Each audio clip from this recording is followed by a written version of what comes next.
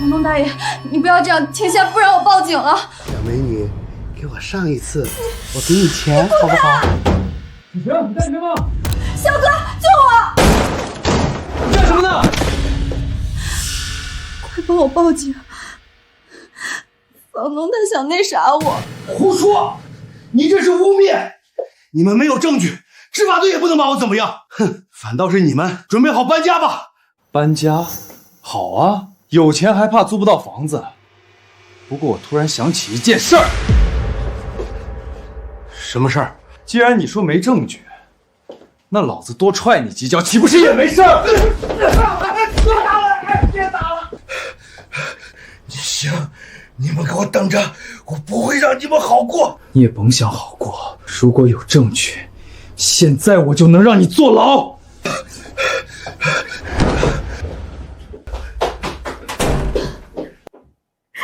谢谢你，肖哥。没想到你平时说话那么不着道，人还挺仗义。你这是夸我还是损我？咱不带这样的，就你一次也没听你夸我几句。曾经的白富美，这身材，这脸蛋，可惜家里破产了。人家在心里已经感谢你好多次了呢，就是嘴上说不出来。那你摸着良心再感谢我一次。呸！就知道你没安好心，跟房东一样坏。肖哥，我们还是尽快找房子，我怕那色老头再过来。你说的对，我马上来找。好，我今晚回学校睡，最好找2室1厅的，就我们2个人住。啊？就我们2个？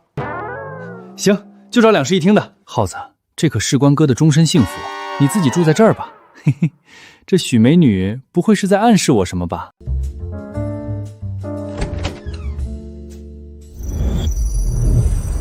我操，这是啥时候拿的货？居然好多都是假的，亏了亏了！要是我没有透视眼，还不知道被骗到什么时候呢。这块倒是真货，但质量太差了。不行，我得去古玩街淘点货，先赚一波再说。肖哥，我请你吃晚饭啊，就当是感谢你今天的救命之恩。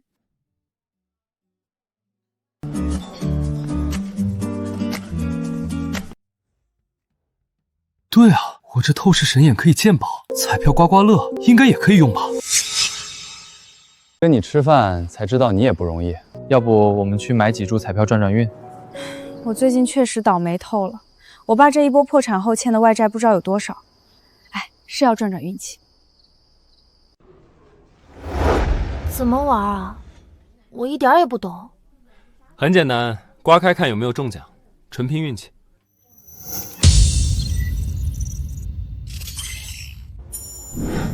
果然，所谓几十万的大奖基本很难开出，这里面最大的中奖面额好像只有1000块。我感觉我今天运气爆棚，你听我的，换这2张。我读书多，你可别骗我。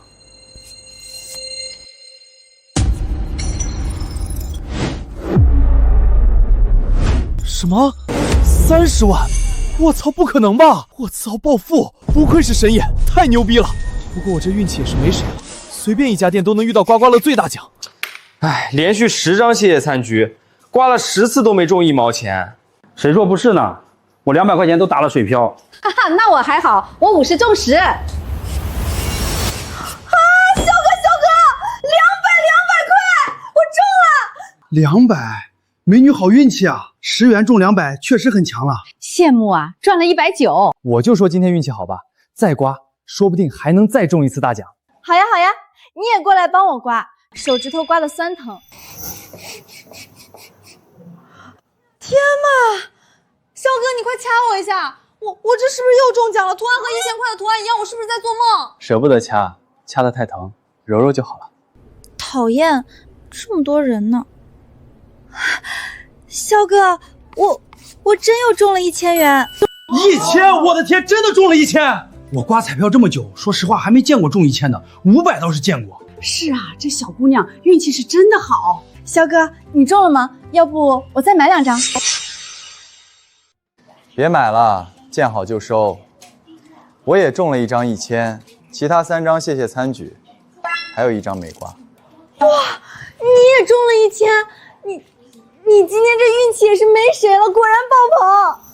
这替他中了2张彩票，关系都拉近了。这运气，连续2张1000啊！不行，我得买几张沾沾喜气而已。肖哥，你还有一张不刮吗？刮呀，这不刚才没来得及吗？你中奖了，大喊大叫，把我都打断了。那你赶紧，我感觉你还能中，因为你今天的运气实在是太好了。中了又中了，看多少奖金！我靠，3个0，最少1000！又是1000，这运气也太不科学了。不是1000，是大奖30万，足足30万啊！30万大奖，我中了30万大奖！我的天，30万啊！肖哥，你今天的运气实在是太好了。走，兑奖去。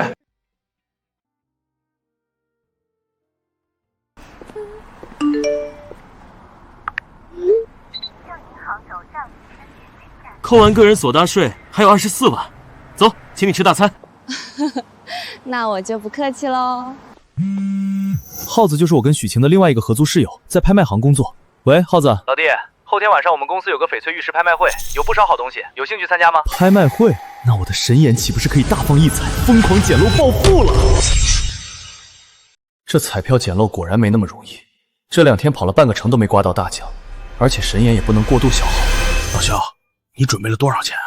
我听说拍卖最容易捡漏。胖子，你别瞎整，我带你来是开眼界的，小玩几把可以，千万别下重注。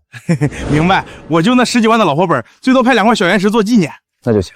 不过我神眼那可是来捡漏暴富的。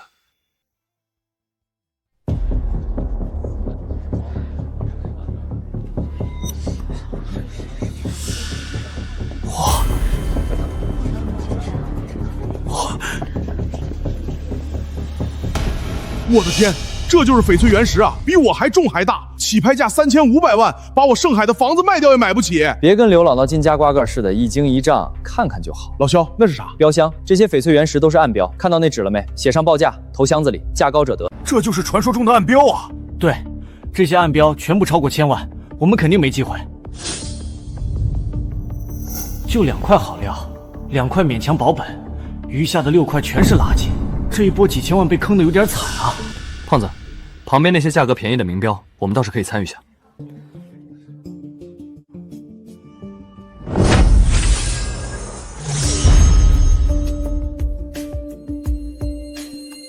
老肖，快看，超级美女！天哪，看一眼，今天来这里就不亏。这真是。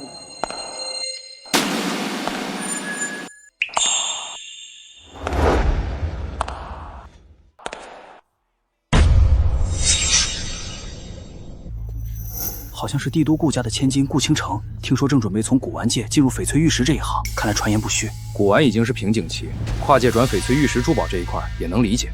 不得不承认，这顾家千金确实跟传言一样美若天仙。为什么我的神眼好像对这些蕴含神秘能量球的古玉有一种极其贪婪的渴望？近100块古玉之中，只有8块古玉发出奇特能量波动，这些能量好像有一股奇怪的生命力，让我想触摸一下。我操，浑身好舒服，眼神变得更清明。刚刚有些神眼过度的疲劳也完全没有了。抱歉，我也不是有意的，这石头废了也没办法，谁让我神眼需要呢？不过，那还等什么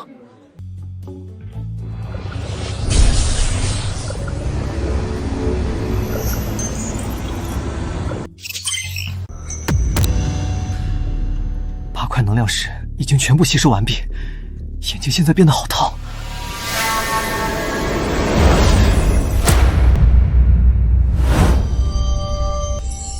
我去，我没发动神眼异能，居然这么远手机内容一清二楚。这古玉蕴含的能量可以让我的异能升级，不知道升级后的透视眼会有哪些变化。那我就从顾倾城身上试试吧。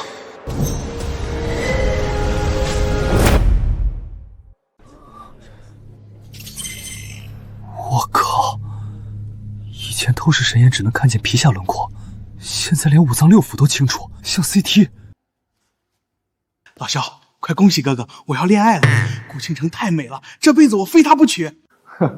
那你准备打光棍吧？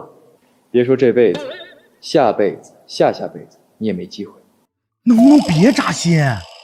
算了，先不谈女人，我给你看看我选中的几个编号看着特别顺眼，切开一定大涨。这块底价8000，我估计最后成交价得4万。还有这块底价12000，绝对能超5万。咱们是摆摊的穷人，又第一次参加这种原石拍卖，不如先买一些便宜的小原石，比如92号，底价才2000，再比如167号900。那些原石太小了，切出来东西也不值钱。不过我听你的，你的运气一直不错，如果溢价不高，我就试着竞抛一下。各位贵宾，秦氏珠宝拍卖会即将开始，还请大家移步至2楼的拍卖区。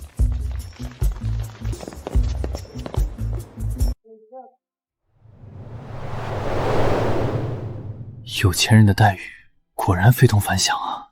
大部分贵宾已交保证金，时间差不多，拍卖正式开始，请各位看大屏。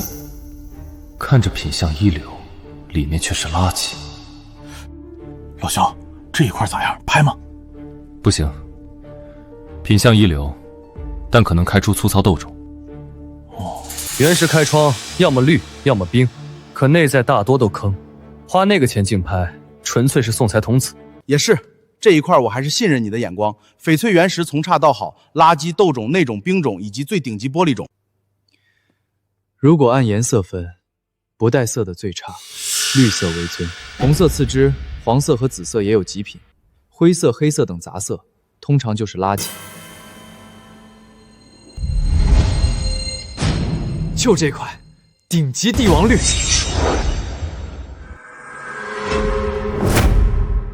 就这块，没开窗，重量6.8公斤，外观黑溜溜夹杂褐色，起拍价9000。这块未开窗原石翡翠，底价9000，每次加价不少于1000，或者是1000的整倍数。现在开始竞拍。贵宾4221，贵宾出价3万，贵宾336出价3万3。没开窗的石头都有人抢，这块石头我可是势在必得，是一块帝王绿啊！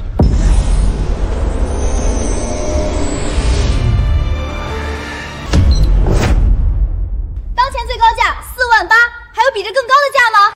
小姐，这一块要扫货吗？没把握的石头不拍。应该是个啥都不懂的愣头青，花4万8买这样一块没开窗的石头。48000一次，48000两次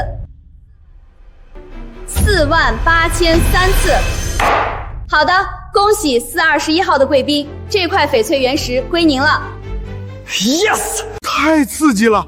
老肖，你可真敢出手啊！那块原石黑溜溜像煤块一样，你怎么敢拿下的？将近5万块！我感觉这块会大涨，就出手了。下面该你了，我要缓缓。确实刺激啊！接下来还有2块，我这24万的奖金差不多得全部投进里面。不过这一波搞不好能一夜暴富，跨入千万富翁级别。现在我宣布，最终获得1号暗挑原石的贵宾是顾女士。此次拍卖正式结束，大家可以去解石区开自己这次的拍卖所得。走，老肖，赶紧去开石头，我感觉这次能赚1个亿。不过，这顾仙女家可真有钱啊，花5200万买一块原石，5200万买一块废石。废石？你先去吧，我去流拍那边看看，说不定可以捡个漏。没人拍的石头里面其实不乏有精品，可惜拍卖价太高，我压根出不起价。不过流拍后按照起拍价购买，还剩9万，正好可以拿2块。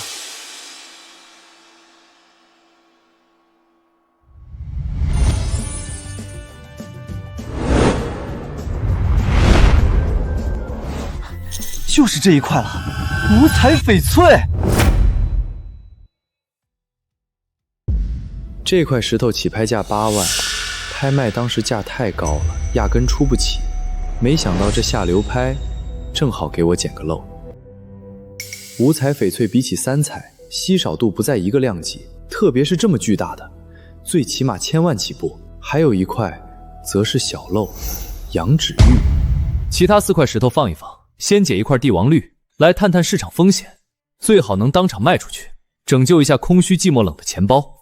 完了，全完了！连姐4块我最看重的原石啊，全切垮了！起来，你在这哭算什么事儿？ 20多万是我全部的家当啊，连2万的本都收不回来。现在就剩你帮我选的那块，我都懒得切。男子汉大丈夫，输赢各凭本事，哭啥？哪有赔光？不还有最后一块吗？我要是你，就把它也切了。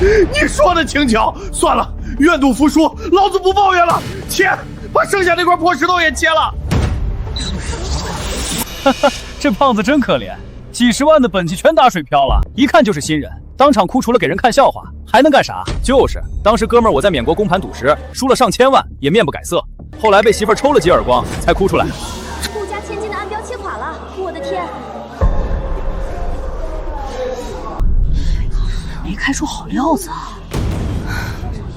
一下子赔了几千万，这是一堆什么破垃圾啊！从中间一刀切开，没见一点绿。暗标有点坑人，刚才那位许先生的暗标原石也切垮了，不过好歹是一块巨大难种，最多赔1半。居然还想切！涨了，大涨！大伙儿都来看看，我买的翡翠原石切涨了，我切出了冰种红翡高冰。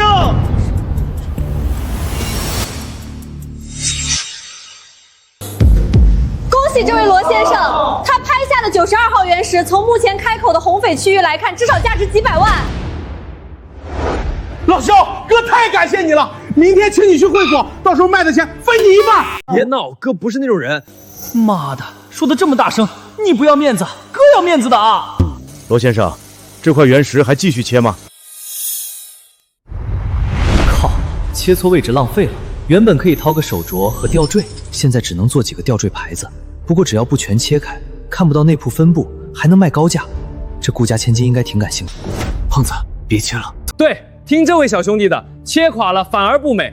我出价200万买下这块翡翠原石。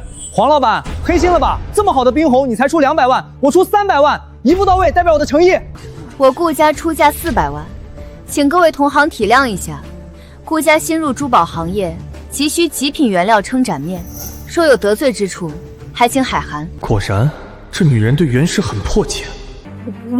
我还想再切。不，你不想。不切了，不切了，开个玩笑，我听我兄弟的。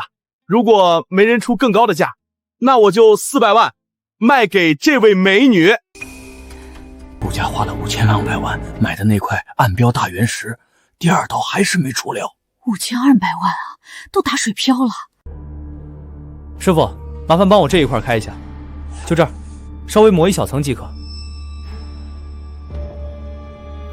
这家伙之前色眯眯的看着我，难道真有开石头的本事？我的天，见绿了，有可能是极品帝王绿。怎么会？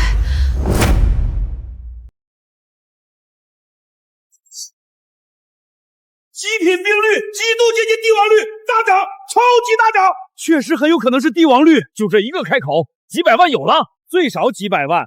不过有可能全绿，也有可能里面是裂的。这块编号为54的拍卖品，底价9000元，是肖先生花费4.8万拍下的。之所以标这么便宜，是因为几位鉴定师并不看好。什么？才4.8万？暴富啊！这回报率！肖先生，我可以采访下你吗？当时您是出于什么考虑才拍下这块原石的？我也是第一次竞抛原石，其实啥都不懂，只是觉得这个原石看着很顺眼，价格又不贵，于是就试着竞拍。第一次就有如此好运，大家估计都羡慕坏了吧？我也觉得这小子走了狗屎运。冰绿啊，比刚才那块冰红的品质更高、更大、更值钱。我们光顾着听主持人瞎吹，似乎忘了解释师傅还在切割啊！难不成他还要切一个窗口？别切了，现在停下来，我出500万。不急，既然切了就要切完，干一半停下来可不是我的风格。哈哈，小老弟年纪不大，却是老司机啊，这破路也能飙车，哥们儿佩服。是不是高手？看他接下来切几次就知道。开你妹的车呀！老子只是叙述事实，好不好？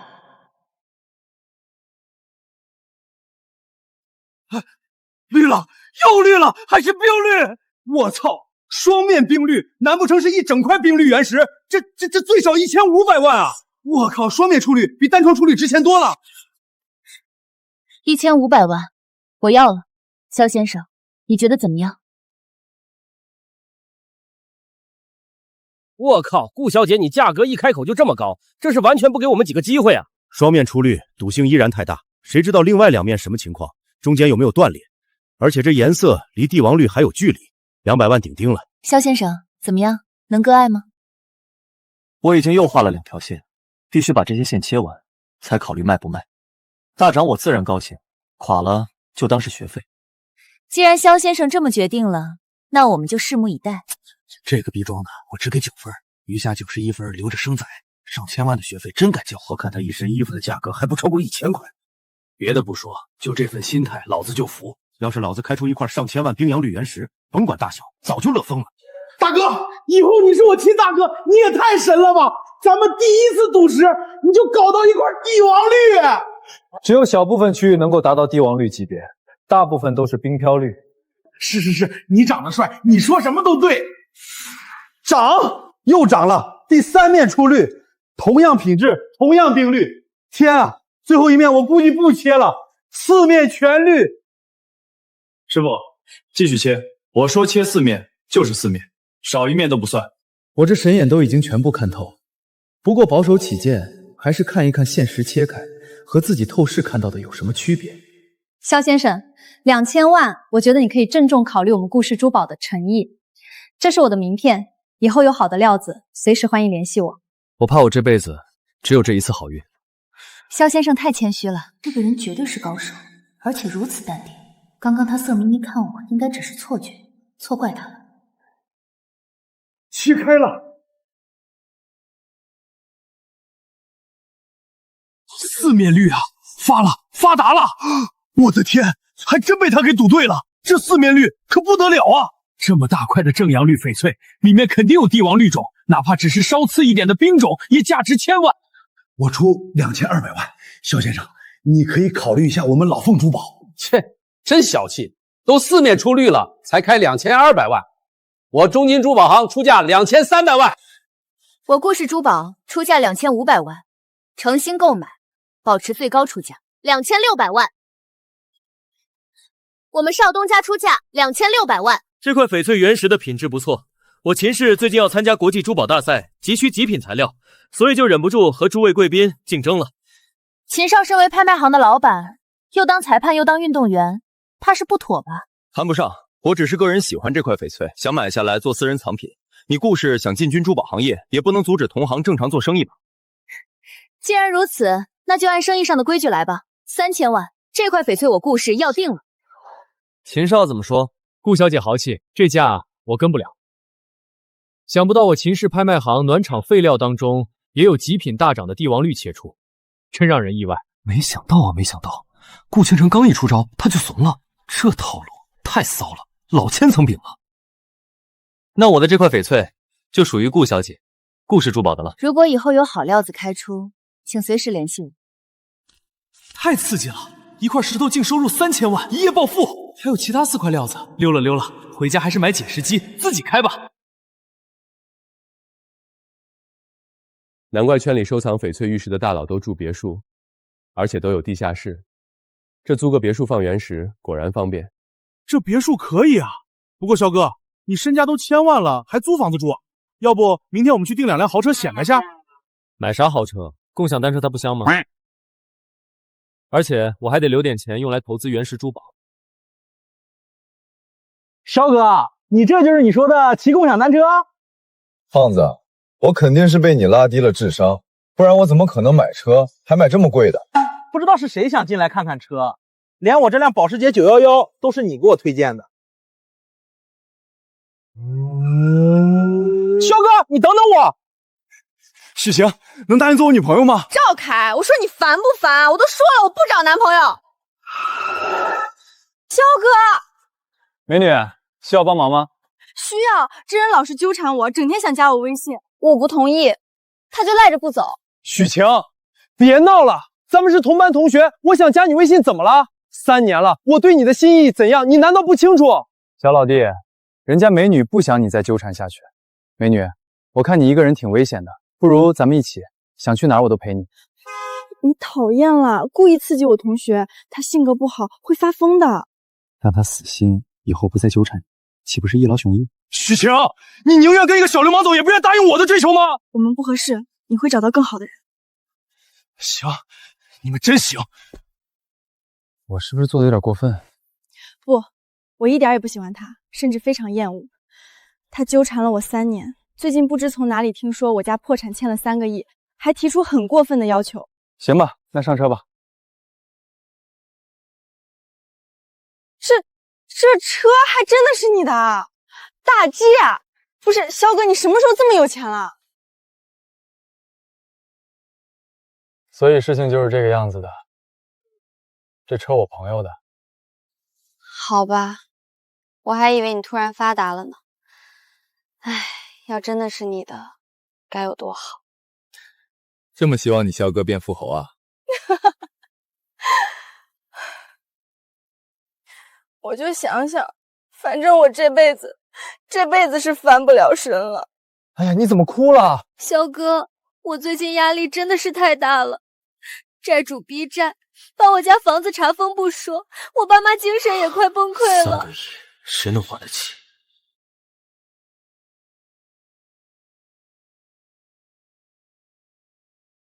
肖哥，我们是不是走错地方了？这里太贵了，我有同学就在这里被人包养，你懂的。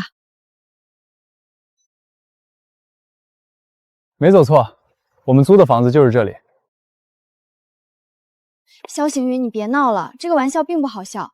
现在大家赚钱都不容易，你别为了面子强撑租别墅，没有必要啊。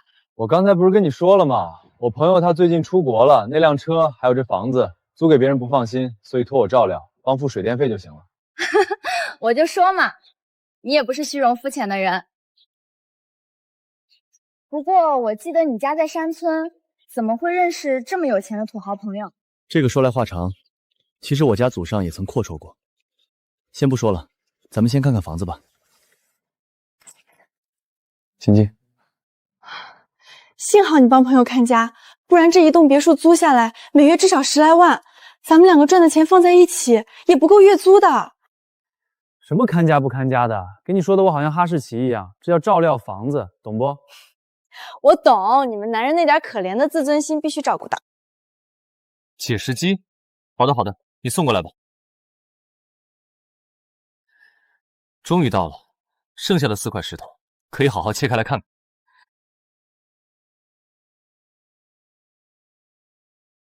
先切这块吧，这籽料原石最好切，表皮下全是杨章玉级别的影子，直接中间切开就行。有神也复式，切割真的是太简单了。这块按市场价卖5、600万不成问题，如果有人竞争，或许价格更高。这点窗口还不够，既然里面全是五彩翡翠，切开的范围肯定是越大越值钱。太爽了，这种切割简直会上瘾。继续，还有2块。搞定。你好，哪位？是顾女士吗？我是肖行云，前几天在拍卖场开出帝王绿的那个。是肖先生啊，我记得你，有什么事吗？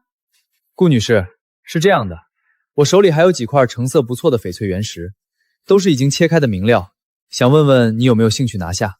哦，都是什么成色的明料？一块诺冰级别的五彩翡翠，一块玻璃种淡绿色翡翠，一块诺冰白底飘绿，核心位置有一片全绿，最后一块是羊乳级别的籽料，块头比较大。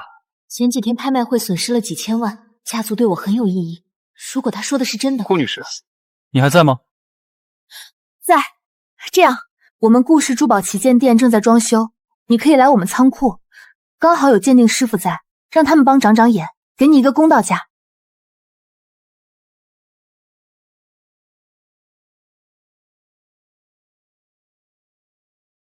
你到了，好的，我马上出来。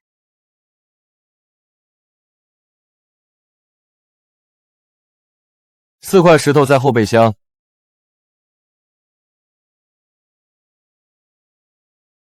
上好的羊脂玉，还有玻璃种，五彩翡翠，四面都开口的五彩翡翠，绝对是一整块培子啊！没想到这4块原料比这家伙电话里形容的还要好。肖先生，请。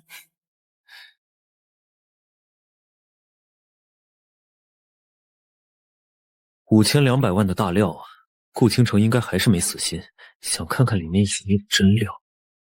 还行，里面确实有料子，就是有点小，但要切很多刀才会被发现，没高手估计就直接切废了。品质不错，内外如一。这块洋籽料看边缘的粉末痕迹，应该是刚切出来的，很细腻，是极品。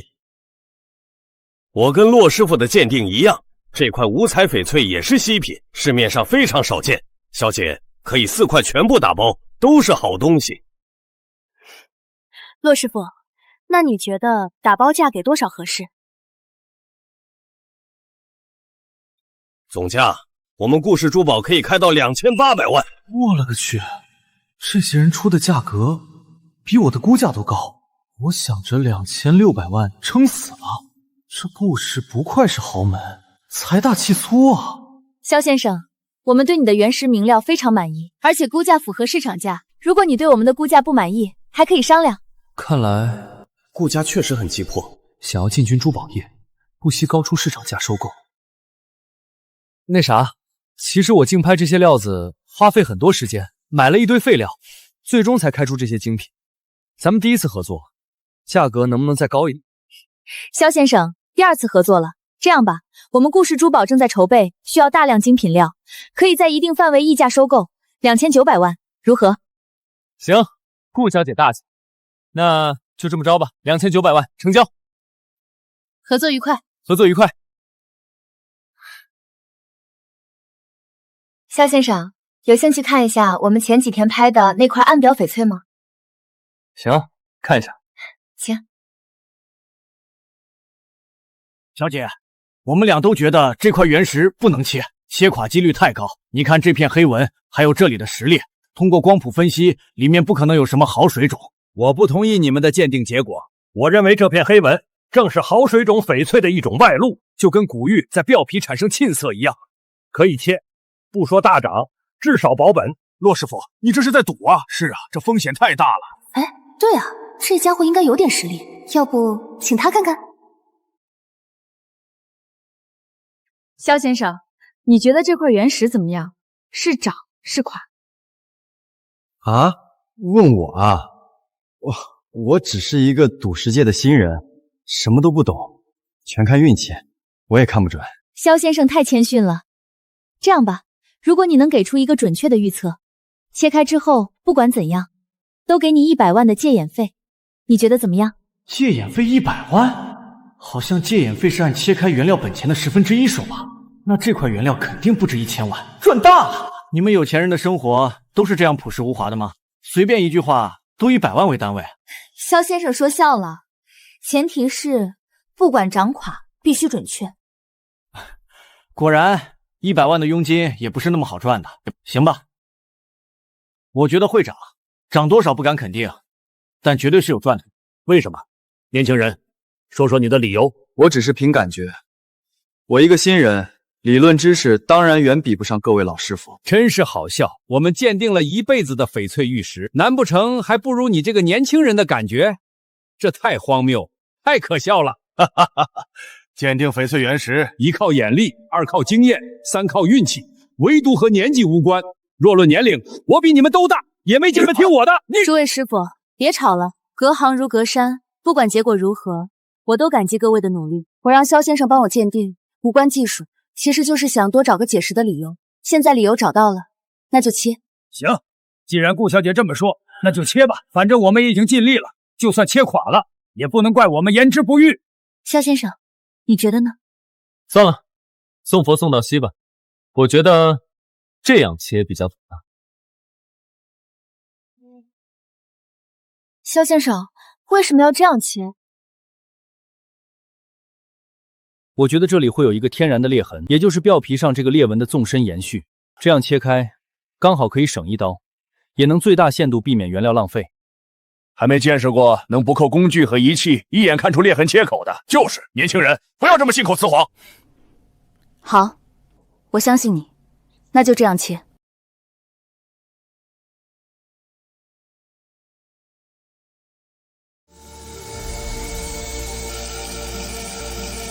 专业的解释间必须尽快建好，特别是隔音方面。是顾总，明天就会办妥。顾小姐，已经切好了，料子在冲水。怎么样，长了吗？还是请几位师傅看看吧。好，我看看。长了大长，恭喜顾小姐！竟然长了，果然是隔行如隔山。我们经验再丰富，也有打眼的时候，不然早就成富翁了。我服了，切口位置跟画线完全吻合，就像是亲眼能见到纹理一样。能告诉我你是怎么做到的吗？我只是运气好，几位老师傅千万别介怀，你们的学识和经验是无价之宝，而我的好运气只值100万。这次真的是多谢肖先生戒眼了，去给肖先生转账100万，入账的时候标注是戒眼费。是，顾总，我这就去办。肖先生，以后有什么好料子，请一定记得我们顾氏珠宝。如果有其他合作项目，也可以随时联络我。好说，承蒙顾女士看得起我，以后有机会一定优先合作。现在银行卡上加起来已经有5000多万现金，是时候去南方碰一下运气了。顾小姐，再见。深海这地方只能小打小闹，都是别人挑剩下的废料原石，真正的好料子还得在南方大型赌石市场。下一站，南方，冲击更高的财富。顾总，萧行云这个人有些奇怪呢，以前从未听说赌石界有这号人，而且他的穿戴也不像有钱人，这奔驰大 G 也是刚买的。每个人都有自己的秘密，身为商业合作伙伴，最好不要探寻。只要能给我们带来利益，必须保持敬意。是，顾总，我也只是在心里随便想想。想也不要想，去忙吧。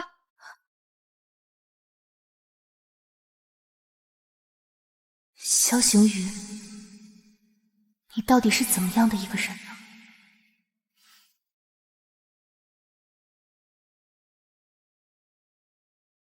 云哥，咱们什么时候去南方玩赌石？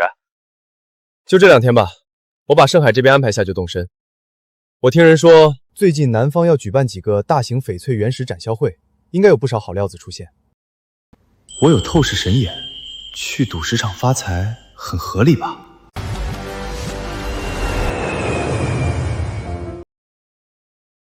如果回来的时候咱们钱没输光，就坐头等舱。你忘了，你连开3块废料的恐惧了。2位是肖先生和罗先生吧？没想到这么巧，我们前几天在秦氏珠宝行见过，还聊过几句呢。您是朱重九，你喊我老九就行。我有自己的珠宝行和雕刻工作室，曾竞拍过你那块帝王绿，只是没法和顾家竞争，小本生意没办法。原来是九哥，久仰，好说，我去上个厕所。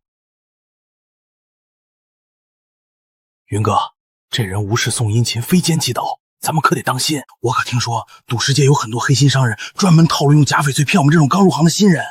是的，谨慎点总没错。没看出来，死胖子你长进了吗？嘿嘿。2位也是参加私会翡翠展销大会的吧？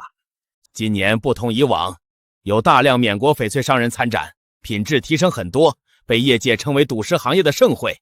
2位到时候如果能开出好料子，不妨考虑一下鄙人，价格绝对公道。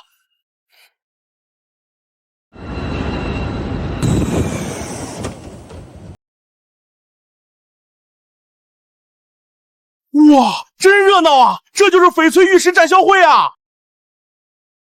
能不能成为亿万富翁，就靠这一波了。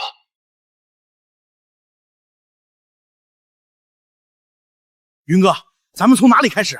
就从大门口第1排开始看，多看多问多听少买，遇到合适的就可以买一点。记住，别都买了，留个50万在手里。好的，好的，我明白。有事随时电话联系。我只带他来玩赌石，不能一起弄。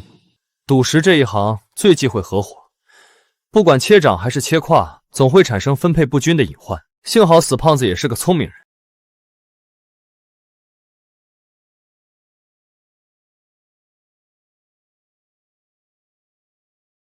没想到这些摊位切掌的几率竟然有20%以上，切平也有30%，切跨正好一半，也就是一半要输。这还是全赌料的情况。这些开窗的半赌料涨的几率更大，但本身价格也高。之前在秦氏珠宝竞拍的那些原石，标得底价是真不高啊，5到6万，这里高了整整好几倍。不过拍卖行切涨可比这里难多了。我现在身怀透视神眼，赚大钱问题不大，但用哪种方式才能最安全、最快速，而不会被人注意到？像之前拍卖会当众解释竞拍来钱方式最快，但这种得少用，一直开出极品翡翠，就算是傻子都会觉得有问题。这一行的水可是很深的。不过有罗胖子帮我挡枪，至少可以分担一下火力，先赚到本次展销会的第1桶金再说。男人有了钱才能更坚挺。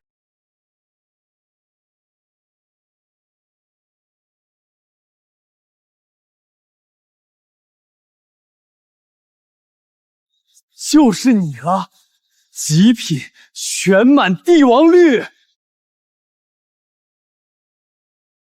云哥，你猜我买的这些翡翠原石花了多少钱？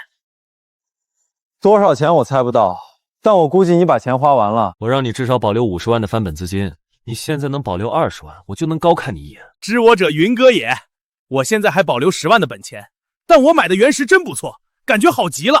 我觉得能一夜暴富，赚上1个亿。1个亿，这4块能卖个100万就不错了。你200万收的吧？倒亏100万。不是吧，云哥？你说真的？开个玩笑，排队吧，你先切。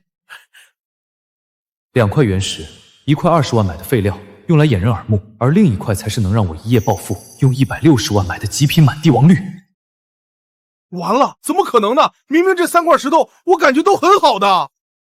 怎么了，胖子？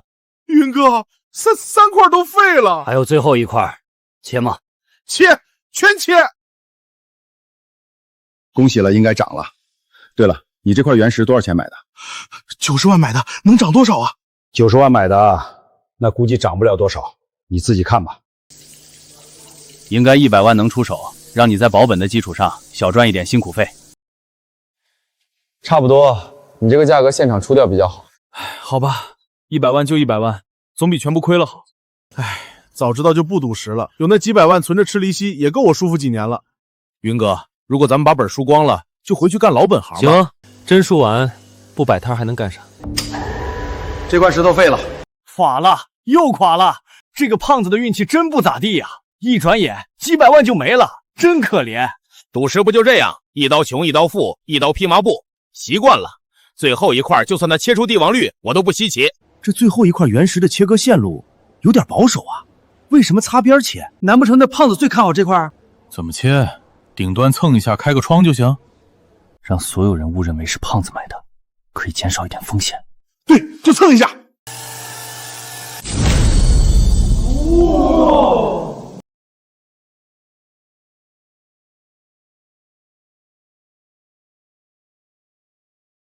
我跟你们说呀，这里一个帝王绿翡翠吊坠就价值几百万，比萧行云那个装逼货的奔驰大 G 贵多了。你他妈连奔驰大 G 都没有，承蒙人家开奔驰大 G 的人，你脸不脸红？呵呵，等会儿我带你们到解释区，给你们现场直播，看看什么才是真正的富豪。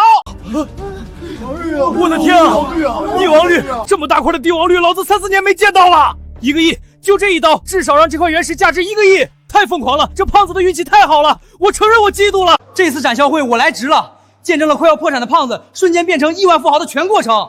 看到了吧，家人们，这就是帝王绿，这么大块的，最起码几千万起步。我出8000万，你别切了，就这一刀已经把绿面全部展现出来了。别扯淡了，8000万往哪儿买这么大的帝王绿？我代表秦氏珠宝行出价1个亿。等一会儿，我们少东家马上就来。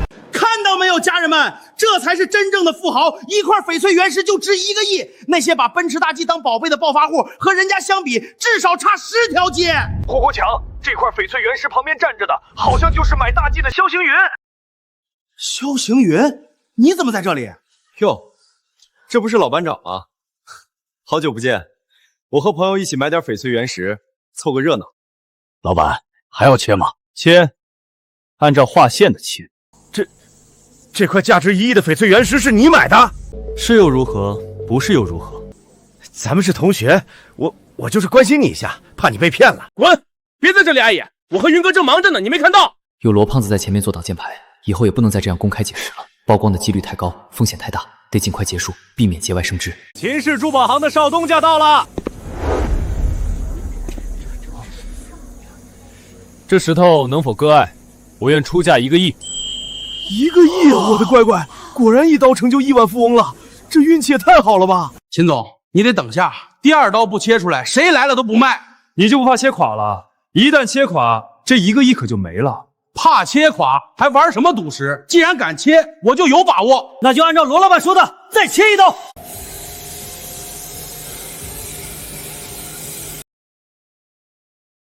绿，还是帝王绿！天哪，上下开窗都是帝王绿，这不会是一整块的帝王绿原石吧？太不可思议了！绿，还是帝王绿，很好，非常好，这一刀又涨了。我秦氏珠宝愿意出1.2亿。哼，1.2亿就想买这样的料子，秦家是不是做低端市场做多了，忘了高端市场的行情了？我大福珠宝愿意出1.4亿。竟是大福珠宝的采购部总经理，他竟然亲自出面竞拍这块帝王绿翡翠原石。现在极品料子如此稀缺吗？大福珠宝占据全国珠宝行业半壁江山，秦氏珠宝在大福珠宝面前那都是小弟级别的。周总亲自出面，看来竞拍的意向很强烈啊！呵呵，竟然是大福珠宝，这可是整个翡翠玉石行业财神爷级别的存在。今天看来是要发大财了，1亿能卖，竞拍多卖个几千万问题不大。周志奇，你这么加价有点坏规矩吧？溢价太多，势必引起原石市场新一轮涨价，原料价格太高，我们都没法赚钱。我这是溢价吗？不，秦少东家，你对我们大福珠宝了解太少。我觉得这块翡翠做成成品后就值这个价。你这是抬杠！我说原石价，谁跟你讨论成品价了？既然你有意要竞拍，那我就奉陪到底，1.5亿！我的天，1.5亿了！秦氏珠宝果然财大气粗，这价格都快翻1倍了。哼，那就开始呗，1.6亿。你，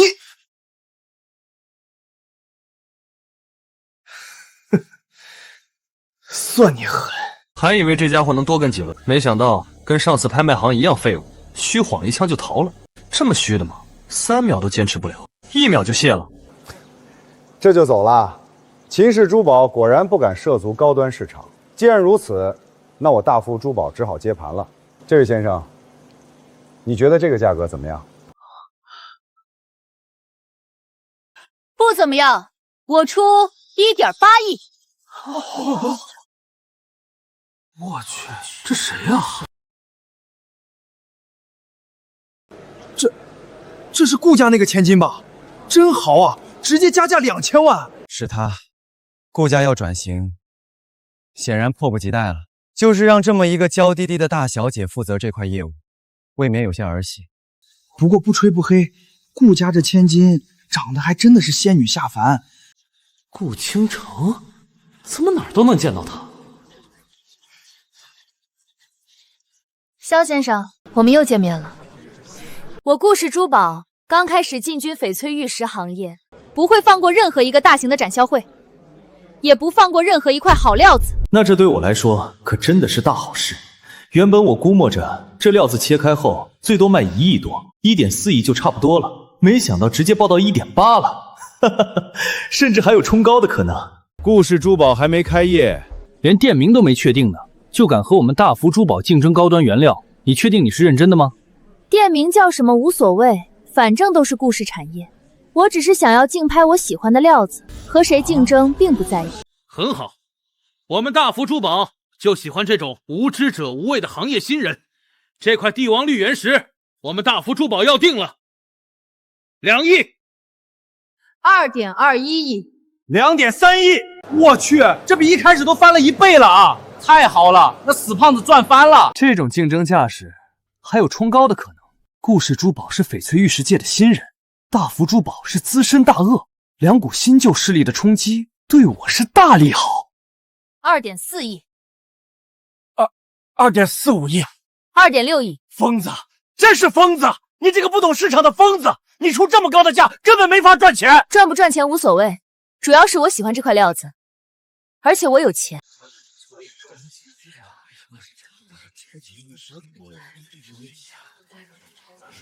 肖先生，你觉得2.6亿这个价格怎么样？还满意吗？肖先生，你觉得2.6亿这个价格怎么样？还满意吗？啊，哈哈，这是罗大钊罗先生的翡翠，具体你跟他谈。不过我觉得这价格很不错，可以交易，配合下顾小姐。对，这是我的翡翠。要转账还是支票？2.6亿可不是小数目。顾小姐怎么就不相信这是我的原石呢？连多看一眼都……肖先生，最近几天我一直在展销会，如果有好料，希望你直接给我电话，咱们可以私下交易，在免费解释区竞拍交易。太高调了，对你我都不太好。你有钱，你说了算。确实，在免费解释区交易太高调了，容易出事。这是最后一次，下不为例。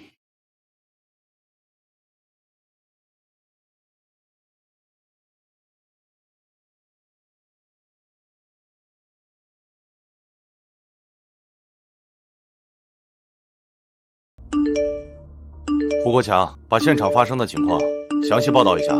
老肖，你在私会市的翡翠玉石展销会做什么？那块刚切出来的帝王绿翡翠，是不是你的？和朋友在翡翠玉石展销会赚了一点小钱，看到胡班长了，只是嘴巴很臭，差点挨打。发个红包，希望大家劝劝他，让他每天按时刷牙。哈哈，班长嘲讽错了对象。刚还说你开奔驰大 G 抵不过一块帝王绿翡翠吊坠，结果老肖直接开了块帝王绿原石，做100个吊坠都没问题。笑死！胡国强瞬间被人打脸，胡国强滋味爽吗？抢了一个500的大包，感谢肖老板，肖老板大气。1万的红包，哈哈，1分，笑死我了！1万的大包。胡国强居然抢了1分钱，让你看不起老肖。要我说，胡国强这逼脸皮真的厚，刚刚这么说老肖，还抢他发的红包，幸好只抢了1分钱。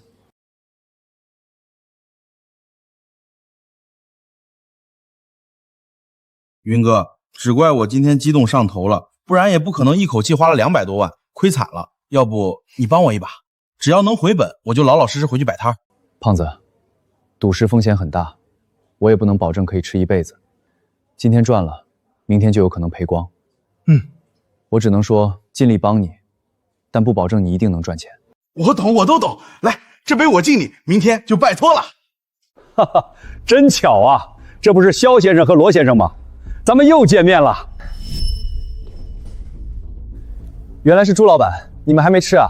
我和朋友都吃过了。无妨，就算吃过了，也可以坐下来聊聊嘛。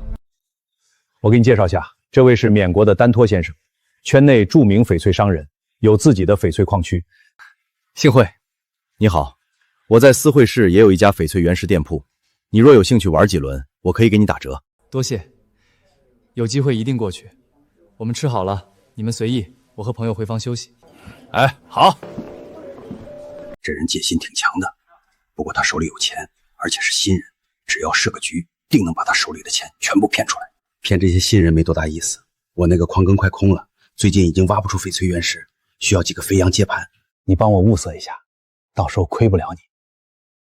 哈哈哈哈哈！放心，这事儿包在我身上。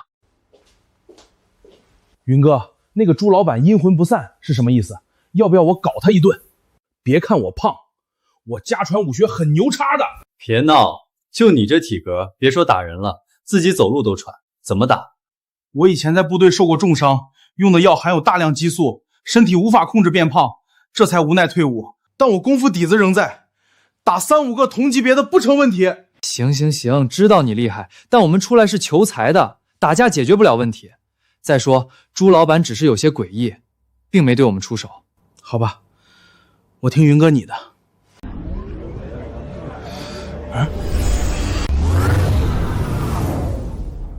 胖子，就这块吧，应该能涨。云哥，这回我能回本吗？只要回本我就不干了，这一行太心累了，比我当年在战场上厮杀还累。这10几块里面就1块能涨的，不过能卖800万，足够他回本了。嚯，想不到胖子你还上过战场，真的假的？真的，我是特种兵，小规模的战斗我参加过很多次呢，立过2次2等功，最后一次重伤，差点牺牲了。我求求你别吹了，说的跟真的一样，我信你还不行吗？你还是不信啊？已经有人在暗中跟踪，不知道是不是昨天开出一块帝王绿，引起某些人的注意了。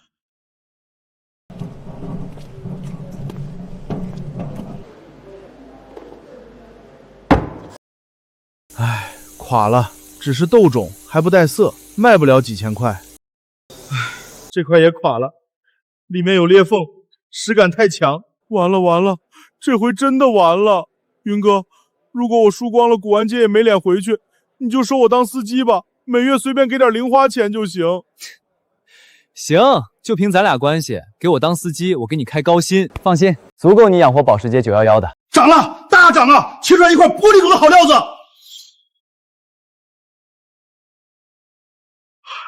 我中了，我中了，我中了，我中了，我中了，我中了，我中了！这个胖子又切涨了，昨天他切出一块帝王绿，卖掉了2亿多呢。死胖子的运气也未免太好了吧？这一块玻璃种的翡翠虽然没有色，属于透明翡翠，但是也至少值大几百万。我认识这胖子，昨天也切涨了，等会儿得跟着他，看他挑什么料子，我也跟着选。对不住了，胖子，这正是我需要的效果，让所有人都以为是你的水平。谢谢云哥给我一个回头的机会，我真不想再赌了。前面切垮的时候，真吓死我了。希望你说的是真的。胖子，咱们分头行动，你装作还要买的样子，四处询价闲逛，但千万别真买。我再挑几块，准备带回盛海切。明白。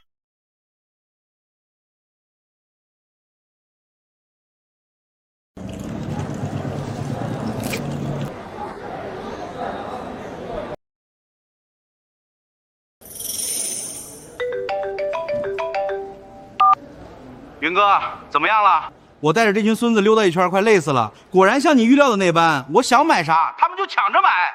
干得漂亮！等我再开出一块小涨的原石，就请你吃大餐，再附送一顿宵夜也不是问题。肖老板大气，以后就跟你混了。我把最好的料子都已经买到手，索性再去挑几块大型的，让顾倾城那边帮我开了，反正没人注意我。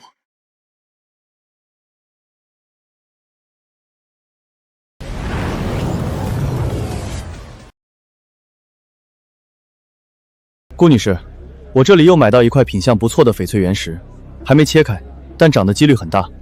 你有私下的解释地点吗？肖先生，我们又见面了，真是后生可畏。我听顾总说了，最近一段时间，你已经独涨了几块极品翡翠原石。不行，哪怕下次顾倾城给的价格再高，也要换一家抛售翡翠了。这目标太过暴露。老师傅，你说笑了。我这才开出几块翡翠啊，和你们这些老前辈相比，差远了。至于切垮的原石，那就更多了。来吧，先看看肖先生的这块料子。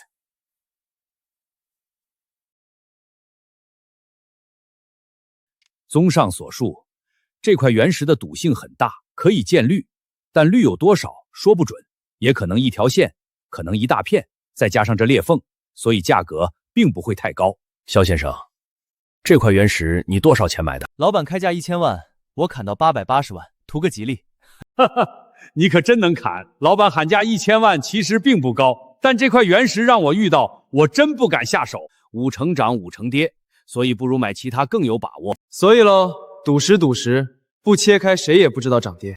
但从几个绿点的连贯纹理来看，出绿的可能性非常大，那就切开看看吧。开始吧。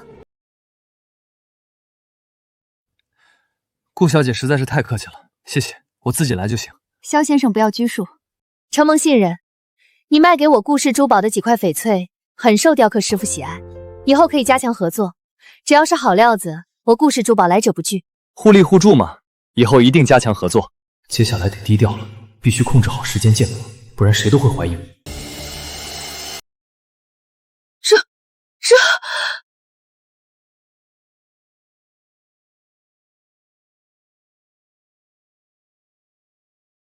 奇怪，居然能开出这么一大片绿飘花，真是罕见。萧先生的运气让老朽没话说，裂纹到绿肉的时候都自动消失了。真漂亮，这么纯净均匀的飘花绝对少见，而且胜就胜在均匀透亮水润。骆师傅，估个价。顾总，这才第一刀，不再切2个边看看情况？不用了，他选的料子几乎都是皮薄肉多，表里如一。不是吧？这么单纯的吗？就因为我出了几块石头，就对我如此信任？反正时间也不急，还是再切2刀吧。每一块在边缘位置，再切开2厘米厚的皮。好，那就按萧先生的意思去办，但不影响我们先估价。既然如此，老朽就按市场价格说说自己的意见。如果整体质量如一，价格可以开到5000万，但因为水头极好，又没杂质，价格还能再往上提，可适当加一些。5000万这价格，跟我心里预估差不多。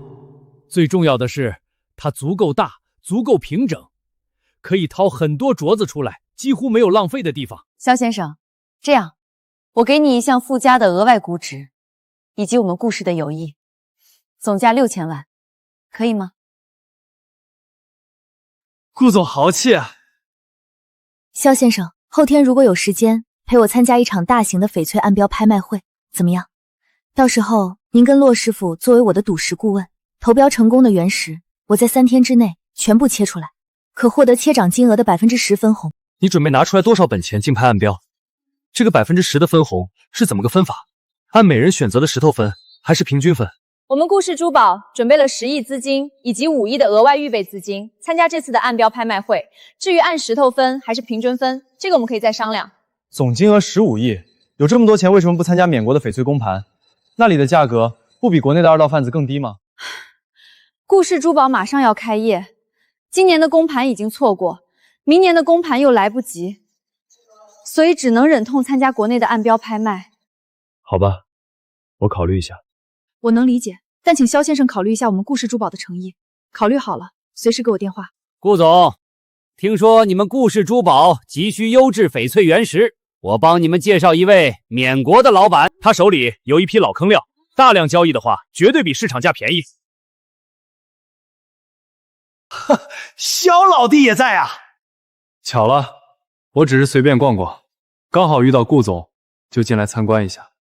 既然是朱老板介绍的朋友，那就到茶室聊聊。萧先生，如果没事，也一起过来听听他们的报价，对你了解整个翡翠市场也有好处。丹拓先生是缅国有名的翡翠商人，他手中存有一批帕敢敞口的精品翡翠原石，这是真正的老坑料，品质极高。之所以急着出手，是因为丹拓先生的一个翡翠矿坑出了点问题，急需大量资金更换新设备。缅国的同行知道此事后，压价太狠了。请问丹拓先生的矿坑在哪个场口？据我所知，帕敢场口早就无矿可采了吧？我以前在帕敢场口有一个矿坑，所以有存货。不过我现矿坑在多摩场口，但新料不如老坑料。你们如果喜欢新料，我也可以大量提供。那你们带样品了吗？看样品报价。带了，我让人送过来，就在外面的车上。东西送进来。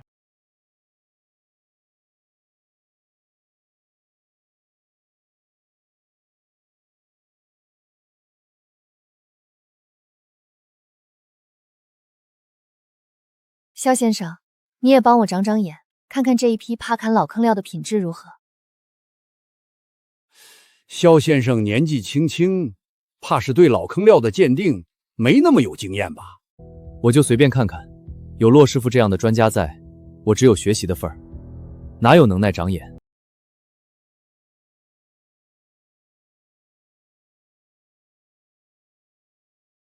就这一块帝王绿，勉强回本，其他全垃圾啊！顾总，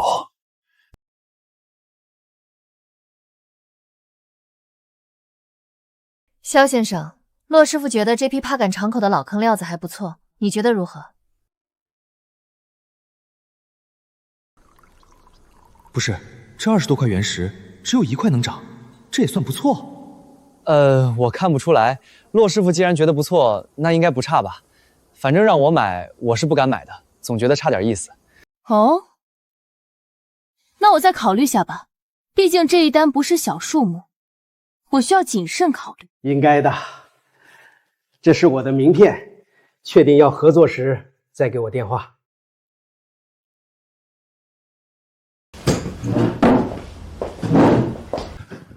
小肖，你觉得这批料子有问题？料子没什么问题，确实是怕赶场口的老坑料，只是感觉不太好，没有让我怦然心动的感觉。你们知道的，我赌石靠的就是感觉，感觉不对，我是不敢买的。我去打个电话，让人调查一下丹拓在缅国的资料，还有那个朱重九，也要调查一下。那个萧星云是什么意思？他竟然看不上我们这批样品，这可是我们千挑万选出来的样品，连这都看不上，那其他料子在他眼中岂不是垃圾？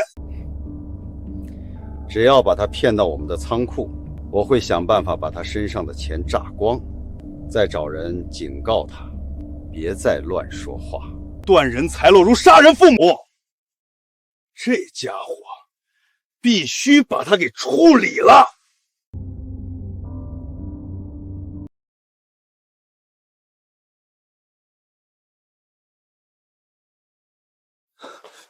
胖子，怎么回事？嗨，别提了，你让我引开那些跟踪者，我就到处看原石，我看中哪一块，他们就抢，然后全切废了。然后这帮家伙就改变方案，想要招揽我，把我堵在没有监控的角落里，想要谈合作。然后你拒绝了，就被一顿暴打。胖子说的轻巧，过程肯定不简单。哎，这一行实在是太危险了。如果不是胖子替我挡枪，这顿打就是我了。幸好这是在私会时，如果去瑞丽边境更危险。我们都只是新人，在这个城市举目无亲，以后必须再谨慎一些，不然吃了亏也没法报仇。枪伤？难道这货上过战场不成？对，低调，我以后肯定低调，再也不嚣张了。哎，明天我再买一些小原石，咱们就回盛海。对，回盛海，在这里我没有一点安全感。看来这顾氏珠宝的顾问也不能当了。为了赚那10%的抽折，把命搭里面，不值当。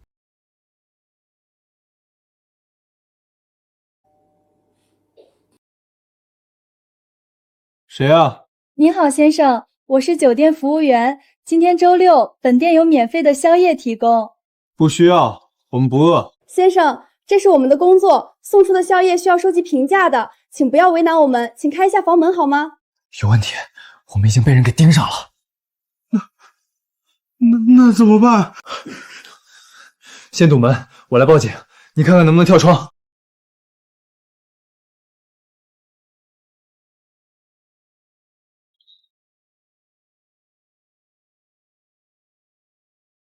不好，他们可能发觉了。走！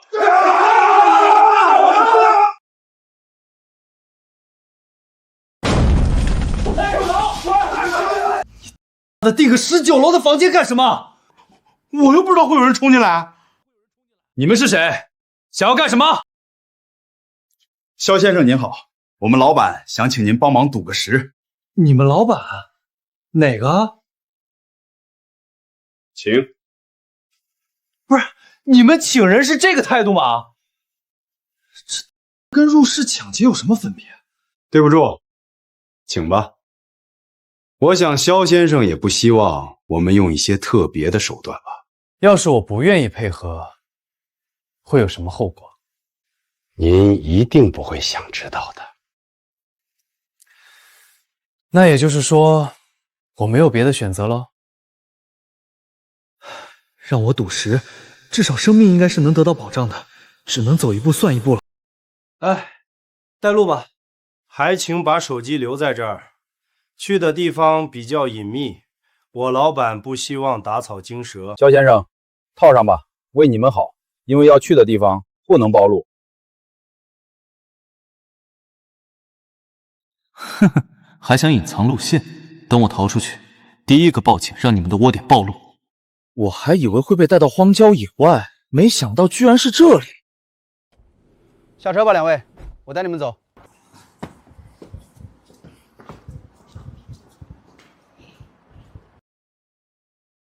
哈哈，老子押中了！7号原石大涨啊，老子赚了3倍！快，给我也来一块！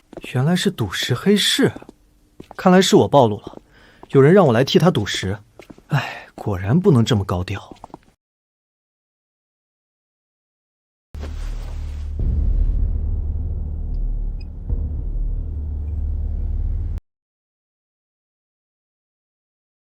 老板，这就是肖行云。这几天在翡翠展销会连切几块大涨翡翠原石的人就是你吧？真是年少有为啊！赌石圈里的人喊我马四爷。马四爷好。四爷好。不要客气，请你们来就是帮我赌石。你们应该知道这是什么。一人帮我赢3场，我保你们在这里相安无恙。靠，你这里才是最不安全的。这货估计就是因为赌石输了，才被人打断了双腿。我们不会赌石啊，我们都是瞎蒙的。这几天买了那么多原石，就切涨了一点点啊。呵呵，你可能只切涨一点点，但你的同伴切涨的可不少。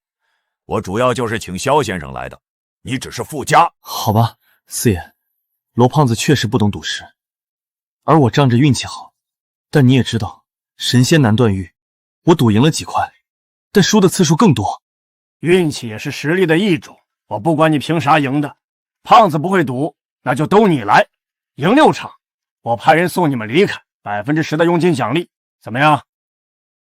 不怎么样，老瘸子以后最好别落到老子手里，不然我弄死你。云哥，你还别说，这什么马四爷对我们还挺好的。你当然好了，上去拼命的是我。10分钟之后，肖先生上场赌石，你同伴在这里等着，赌输1场。四爷让我打断他一条腿。哥，拜托了，你可一定要赢啊！我又不是神仙，怎么可能一定赢？那该怎么办？如果能活着出去，我给你买全世界最好的轮椅。5位赌石师已上台，投注通道也将在3分钟后关闭。还没有下注的老板，请尽快下注。我靠，1号赌石师也太年轻了，他行不行啊？我还是选个年纪大的赌石师吧，至少经验丰富。我下5号，1号一看就不靠谱，太年轻了，会没断奶吧？萧星云怎么在这儿？他和马四爷什么关系？萧星云怎么在这儿？他和马四爷什么关系？这个人很邪门，突然在赌石界冒尖，针对他的全套先暂停。等我摸清他的底细再说。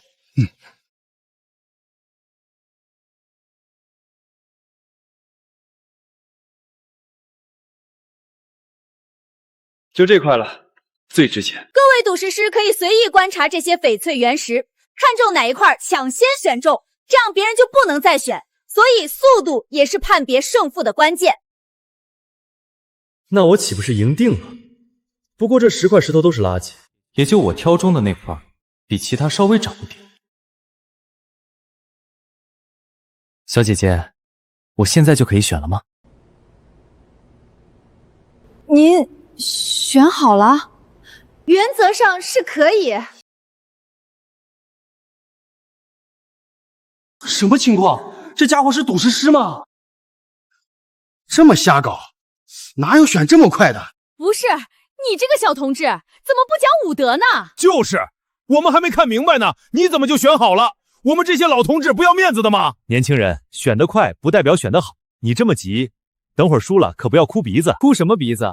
我是被马四爷抓来的，输了要被打断腿的。啥？打断腿？怎么可能？都什么年代了，最多没有奖金分红罢了。地下赌石虽然不合法，但也不算违法。原来如此，那说明确实没什么危险。还有最后1分钟，各位赌石师请尽快选定翡翠原石。这个表现好，这个可以，我看这个表现好。时间到，开始解时。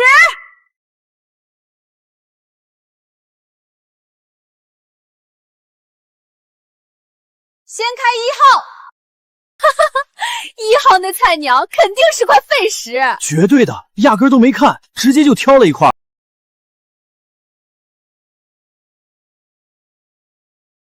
涨了！冰冻种白底青！什么？怎么可能？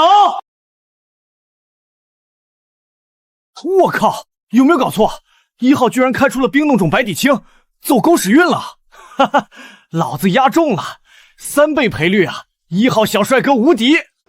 只可惜老子只压10万，早知道就压100万了。操！本来我压1号，后来又改5号了，20万打水漂。肃静！才开了第1块，后面还有4块要开。这还开个屁呀！肯定1号赢了。就是冰种白底青，基本稳了。万一后面开出帝王绿呢？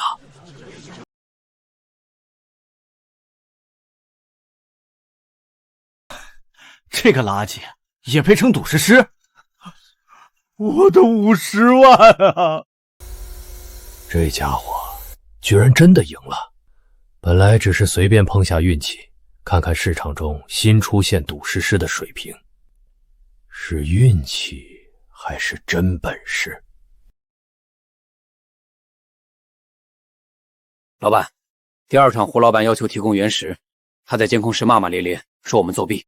哼，如果赌石能够作弊，我直接杀回缅国公盘了，还在这里玩什么地下盘口？同意他的要求。是，老板。不愧是我云哥，给力！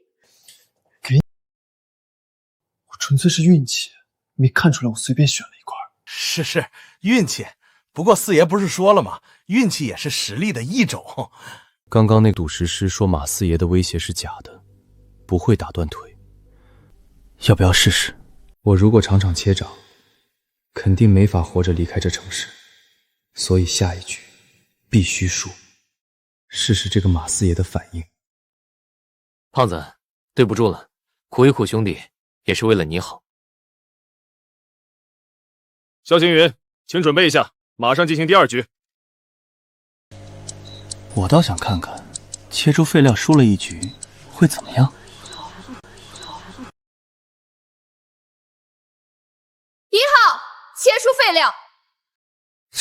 我就知道这家伙是个废物，连续2轮开出了废料，第1轮果然是蒙的，我信了他的鬼，下次再压他我就是狗。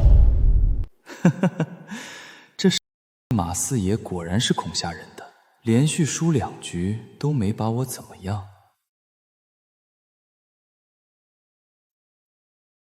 果然是狗屎运，赌石哪有那么简单？给那胖子一点教训，再吓一吓萧星云。是，老板。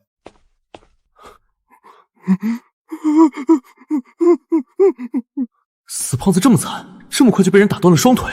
萧星云，如果你再输，这死胖子2条胳膊就跑不住了。骨头没断，只是绑上了纱布绷带。呵呵，果然只是威胁。我也想赢啊，但是神仙难断玉，谁能保证自己场场赢啊？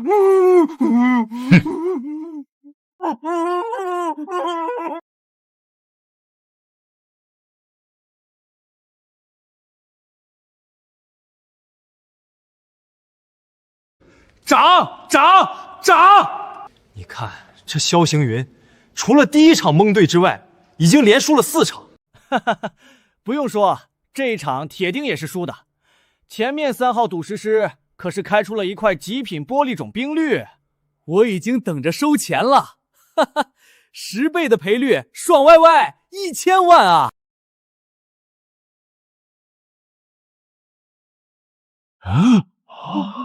什么情况？帝王绿，是帝王绿！哈哈哈！发了，20倍赔率，400万到手！我就知道1号赌石是最牛！不可能，不可能，怎么可能？1000万，我的1000万！哎，又疯了一个。大起大落，赌石不就是这样？但这一场也太邪乎了，谁能想到兵律能碰上帝王律？这家伙运气实在是邪门。下面我宣布，第6场胜利的是1号赌石师。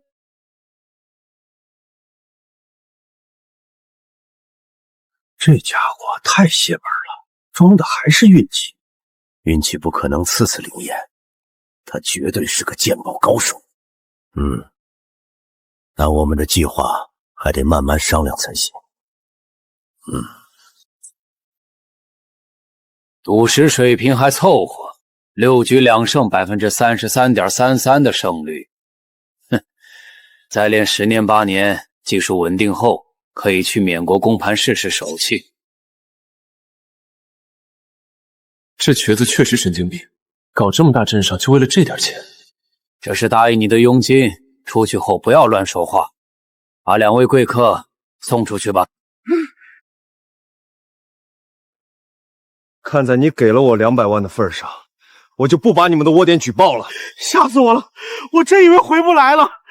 你的腿没事了？刚才不是被他们打断了吗？他们骗人的，只是在我腿上打了2棍子，缠上纱布，让我装作腿断了。没断就好，走，咱们连夜返回盛海，这里没法待了。没背景和势力，在翡翠市场玩赌石连续大涨，早晚会出事。这几天哪怕这么低调，竟然也被人盯上，差点丢了性命。赶紧走，赶紧走，一刻都不能多待。咱们直接打车去机场，马上回盛海。齐师傅，刚才1号赌石是真跟你说他是被马四爷抓来的？是的，确实如此。他当时似乎顶着很大的压力在赌石，同时还把他住的地址告诉了我，说如果最近有失踪案件，求我帮忙报警。马四爷这个老混蛋就喜欢玩赌石新人的野路子，以后肯定会栽在上面。33.33%的赢率，将来不出意外能成为一个鉴宝大师。胡老板说笑了，赌石者千万，又有几人能达到50%的大师级水平？我今年60有1，赌石一辈子，综合赌赢率也只是41%左右。赌石这一行，终究还是看运气。胡老板，没别的事儿，我先回岗位盯场子了。去吧，看好底下的场子。王半仙王总，这个点给我打电话，也不怕扰人美梦？我敢在这个时候给你打电话，自然知道你没睡。王总的眼线真的是遍布天下呢，真是可怕可怕。不跟你开玩笑，3眼邪佛的案子结了，盛海把缴获的文物转交到帝都博物馆，但是邪佛缺了中间最重要的一枚玉质树眼。什么情况？说是在追捕过程中摔碎了。唉，真是可惜，我没能亲眼见到这件充满传说的诡异古董。死了疯了那么多人，才把3眼邪佛从陵墓中挖出，结果便宜了帝都博物馆。没事儿，我有照片，可以发给你看看。既然它已归帝都博物馆，我就没办法搞了，合作就此终止。记得把痕迹清理干净。只能如此了。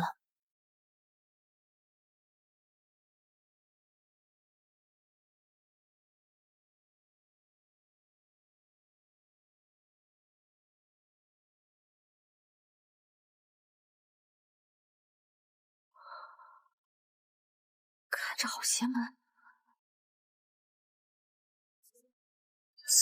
怪不得接触到3眼邪佛的人，不是疯了就是死了。我只是看了一眼照片，就差点撑不住。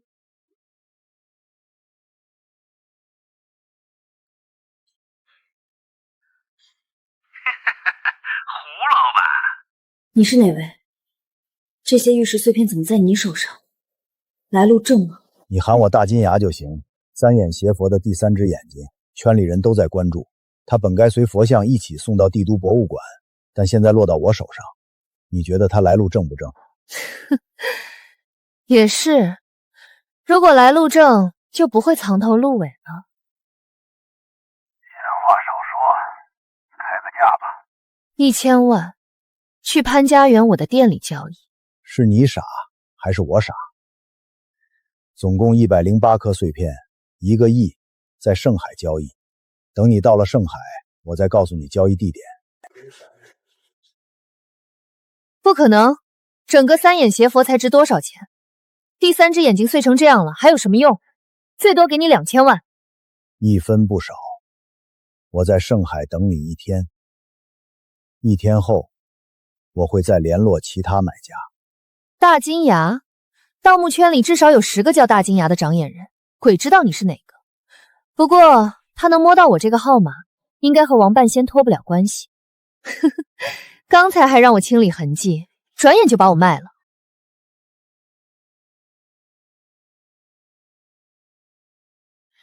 给我订一张连夜去盛海的头等舱机票。稍等，请进。胡老板您好，我们老板问您还赌吗？怎么不见您下注？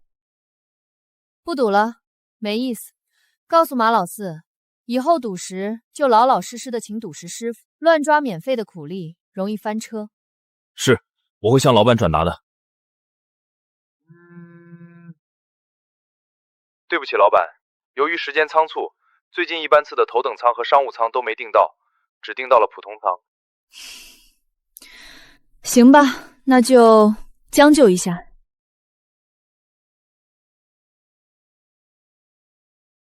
私会市的马四爷，我记住你了。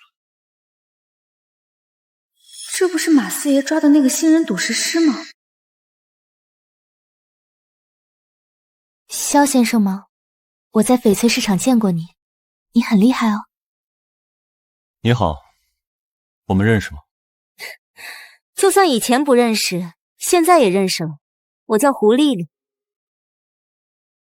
就这2手机号，就充满了浓浓的土豪味儿。哦，不是富婆味儿。肖星宇，幸会。你们也去盛海？我在城隍庙有家分店，以后说不定有合作的机会。这位女士，飞机即将起飞。好的，马上。肖先生，保持联系。藏宝阁的老板，我的天，那可是咱们城隍庙最大的一家古董店，也有高品质翡翠玉石出售，简直日进斗金，比咱赌石还赚钱。你特么能不能声音小点？怎么，你们对古董这一行也有兴趣？我可以让店里的师傅带带你们哦。你们这一行水太深，我们普通人把握不住，容易出事。水深不深，只有亲自试过才知道。别人说什么不一定是真的，关键看你的本事硬不硬。我感觉车轮从我脸上碾过去了。这女人，老司机中的老司机，一语双关，红颜祸水啊！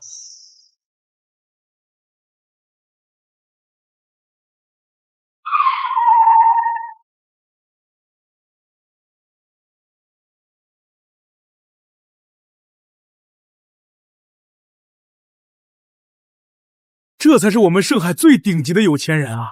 而且还是个沉鱼落雁的大美女，那气质，那身段。行了，打车回家。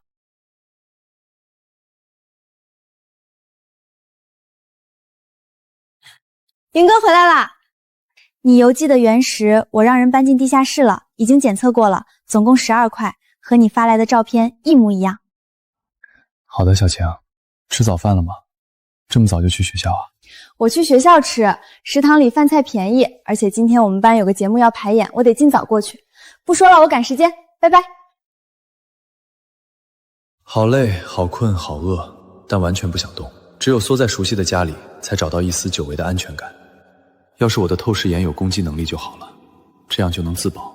有这样的异能，我不去赌石，以后该做什么才能赚钱？去国外赌场，那更危险。如果一次赢几千万或者几个亿，估计连场子都走不出去。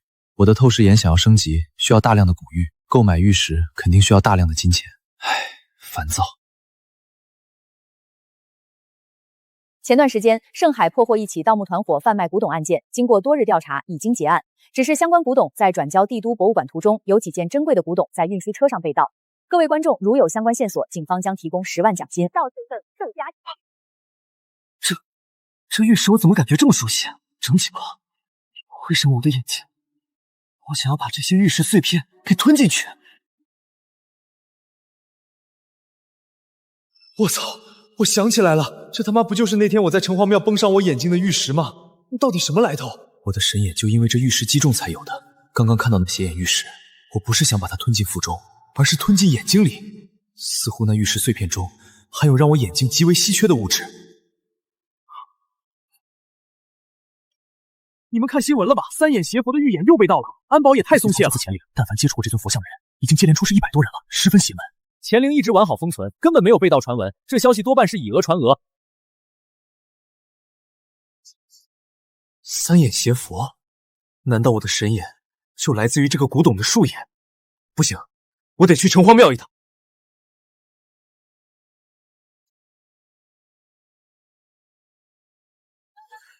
肖老板，最近几天怎么不见你和罗胖子过来摆摊了？家里有点事儿，等处理完就回来摆摊。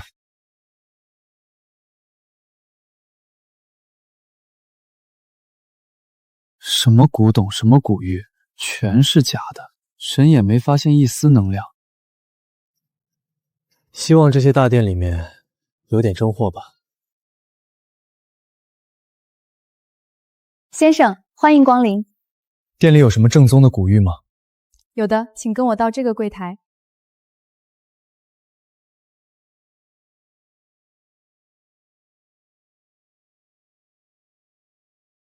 有些古玉，不管是沁色、包浆、刀工、斑行，都极像真的，但它身上偏偏没有那种神秘能量，所以是假玉。这一排都拿出来给我看看。柜里每一块都有标价，那4块真古玉和假古玉的标价竟然极为接近。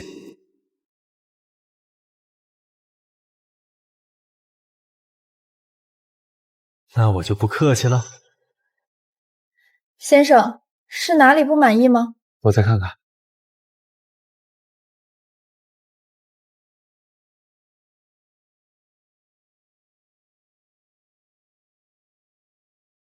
好舒服，就跟按摩一样。接下来我神眼每天使用的时间应该也会变长。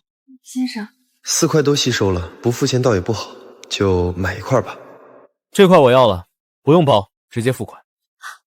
好，这边请。居然不讲价就买了，这才是真富豪啊！其实这些玉可以还价的。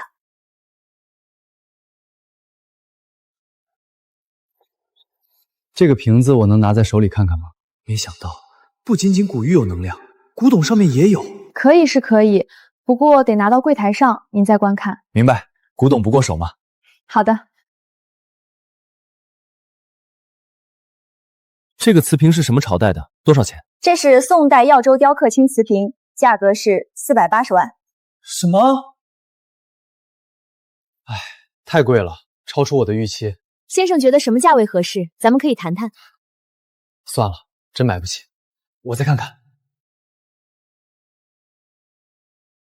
整个店除了那瓷瓶和4块古玉，居然全是假货，真是家黑店。15万买块玉，顺带白嫖这家黑店一个宋代瓷瓶，3块玉，就当是惩恶扬善喽。先生慢走，欢迎再次光临。这就是狐狸里开的分店吧？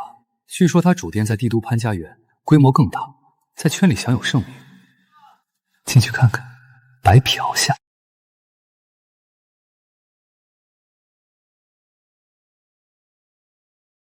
销赃的包里面不知道装着什么，万一是古物呢？可以吸收能量，看看去，说不定也可以白嫖。先生，下午好，请问您需要点什么？我随便看看。你好，掌柜的办公室怎么走？我已经预约过了。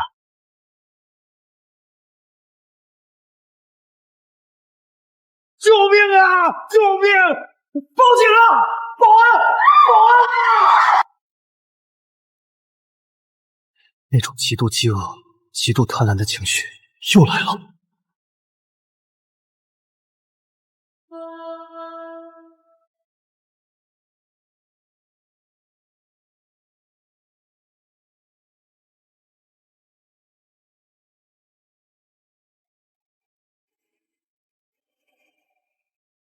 别打了！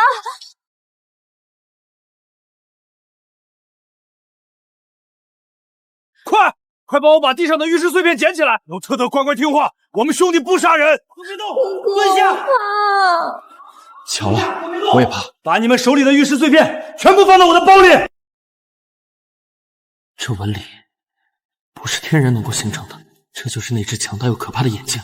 随着时间沉浸，变成了这副模样。它根本不是雨。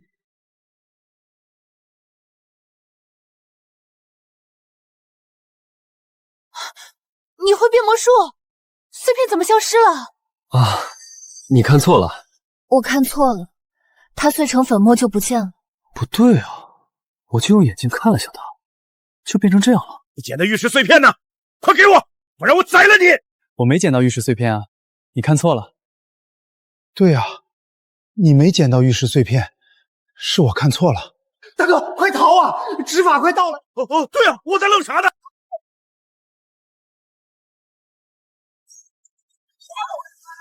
保安下来的时间真是太巧了，堪比执法队啊！这下子倒是便宜我了。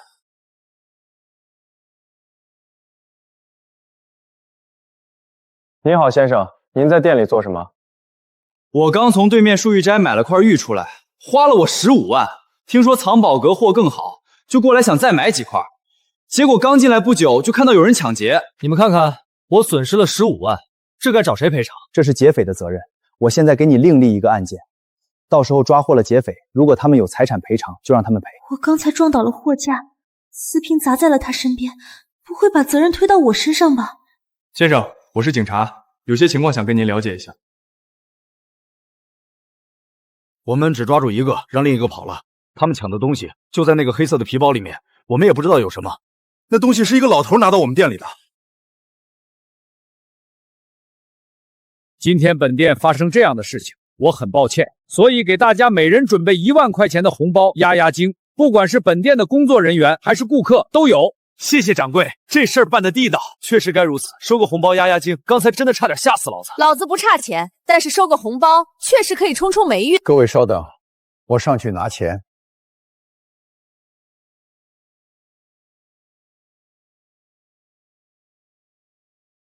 我靠！刚才那保安不是说劫匪抢走的东西装在黑色的皮包里，被逃走的劫匪带走了吗？怎么在这名保安口袋里？这事也太巧了，该不会是个圈套吧？套路的只是那个死掉的大金牙。让你受惊了。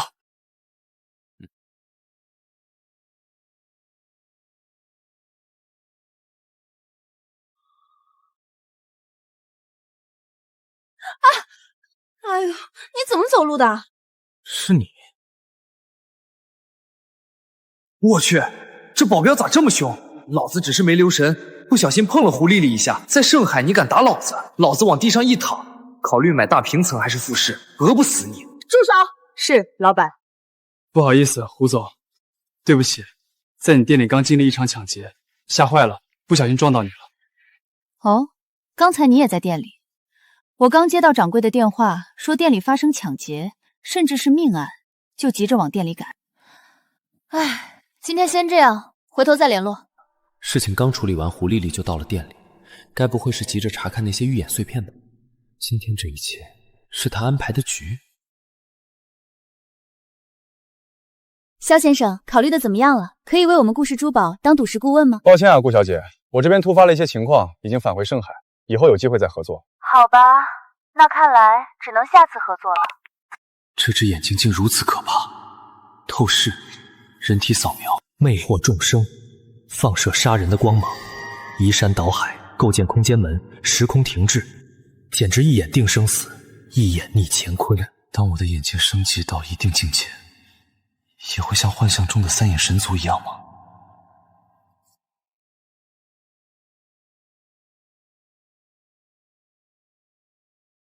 你们不能这样，我只是一个学生，哪有钱还给你们？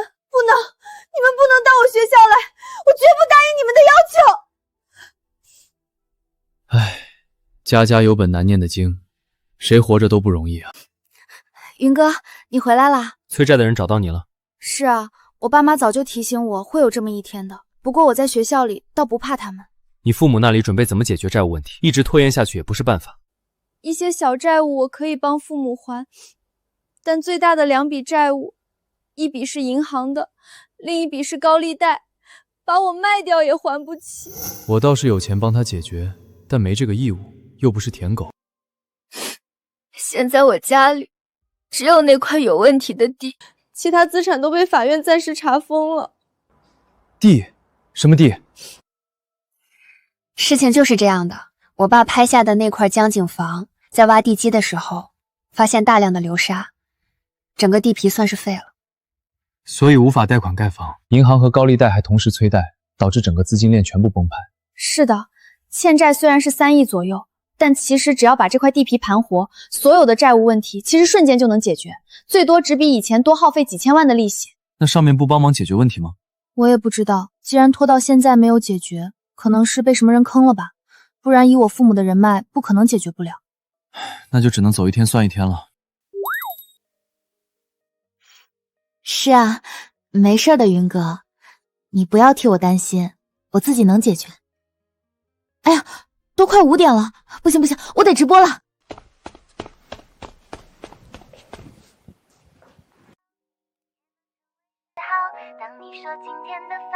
华夏5000年的历史都找不到三眼神族的记载，这应该是一段不为人知的史前文明。咦，女帝时期几个淫乱宫廷的僧人都出自白寺，我记得那个三眼邪佛就是白寺的吧？受三眼邪佛影响的人，多为乱情淫邪之辈。开什么玩笑？我得到了这三眼异能传承，也没有乱搞。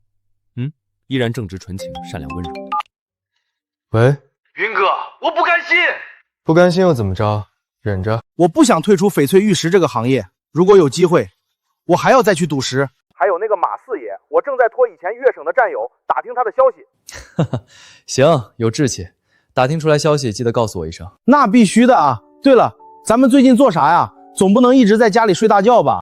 我想开一家翡翠玉石店，这一行就算不赌石，靠批发零售也能在盛海生存。哎，这个好，这个好，拉我一起啊！肯定少不了你的。好嘞。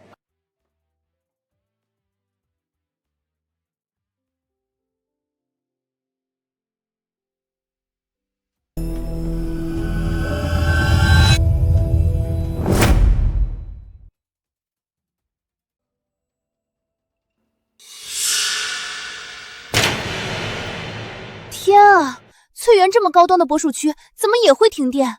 我正和一个女主播 PK， 这么一搞，这一局肯定输了。这 PK 输了，可不仅仅是钱的问题，还有可能面临直播间特殊的惩罚呢。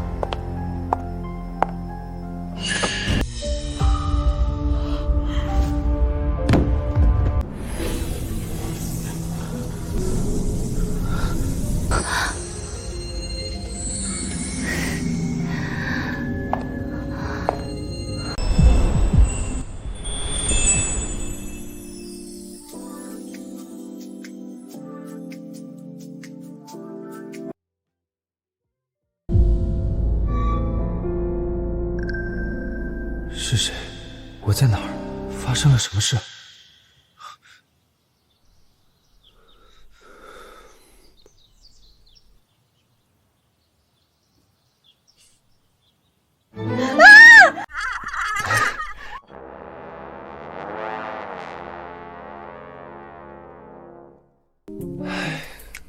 小晴儿，你是不是觊觎我的美色？为什么在我的床上？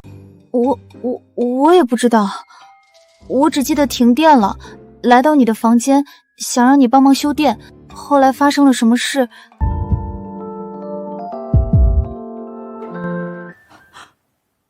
就什么都不知道了。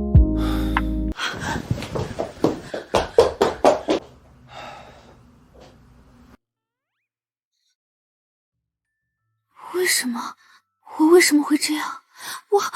我居然主动抱住了他。幸好身体没有疼痛感，应该没有到最后一步。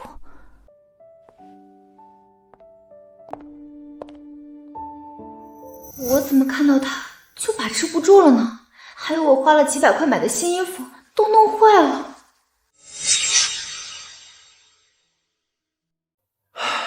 造孽呀！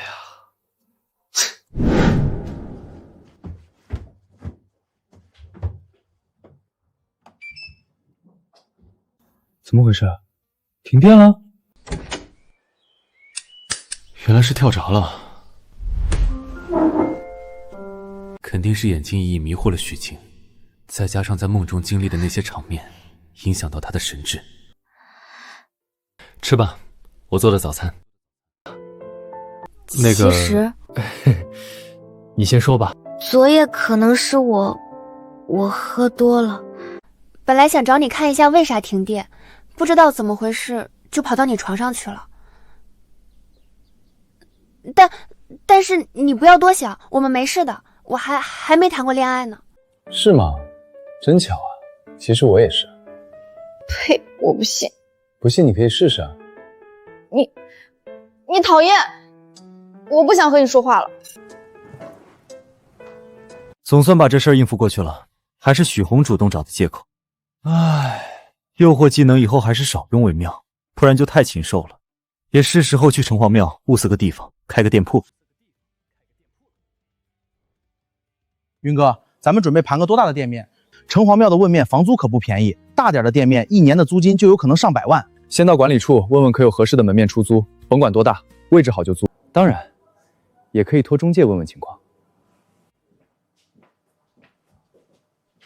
运气不错，有家古董店经营不下去，2间店面空了下来。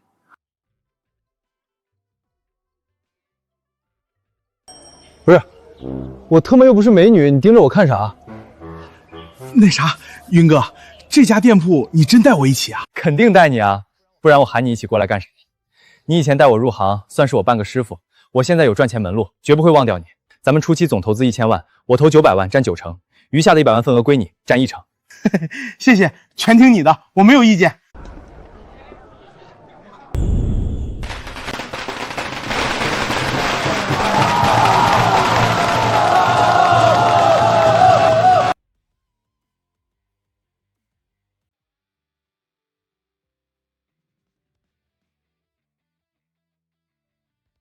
你们把这个玉石展柜放在这边，然后把那个放在那边，好吧？哪位？肖总您好，我叫张婷，我是来应聘的。你们玉店的导购招满了吗？刚发布招聘信息，还没招满。待遇已经在招聘平台说得很清楚了，如果你有意向，可以到我们店面谈。谢谢肖总，我就在城隍庙附近，10分钟左右就能到达。我在店里等你。这个女人的声音怎么听着有些耳熟？温软富有迷力，可以做话务员。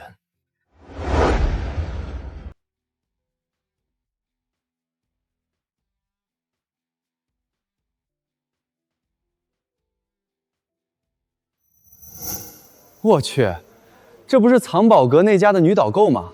把货架子撞翻，瓷瓶还砸在了我身边了。是你啊？你就是肖总，这也太巧了吧？是挺巧的，你怎么不在藏宝阁干了？掌柜的把我开除了，说我笨手笨脚，撞翻了货架，上面有6件瓷器全摔碎了，店里至少损失100多万。虽然没让我赔价，是挺笨的，幸好我店里不设货架，只有几个玻璃柜台，应该是安全的，不会撞到。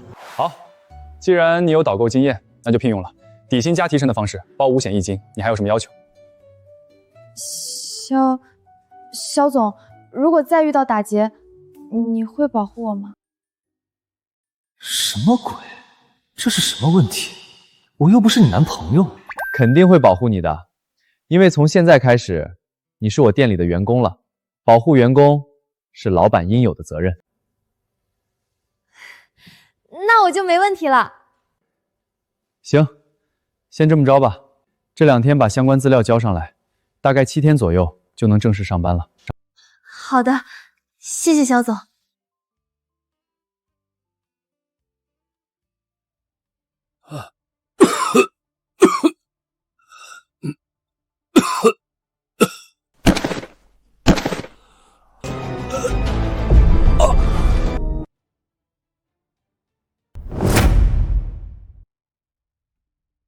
天啊，这老伯怎么了？不会是脑梗、心梗吧？谁是医生？快来救人啊！我就算是医生也不敢救，万一被讹上了呢？老老实实等救护车吧。我银行卡里可没钱。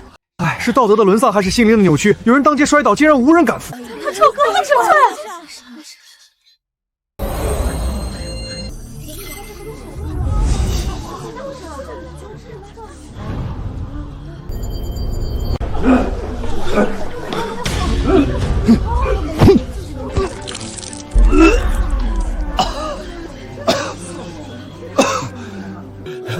活了！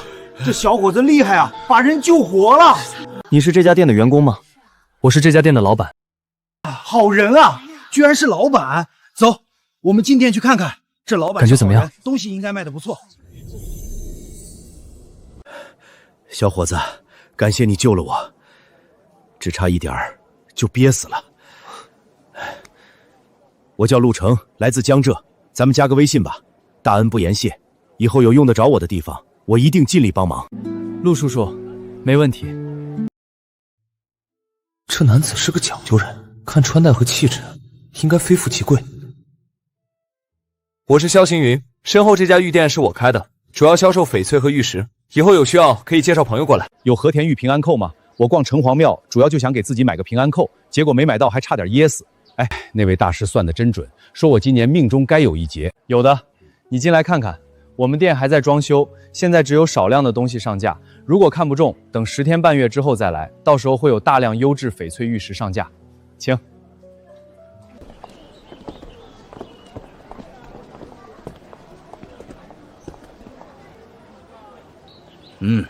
就这个了。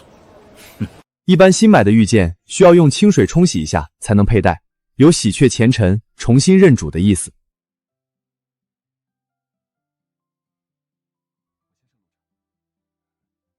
还有这个说法，我感觉确实有些不一样，似乎有什么东西在保护我。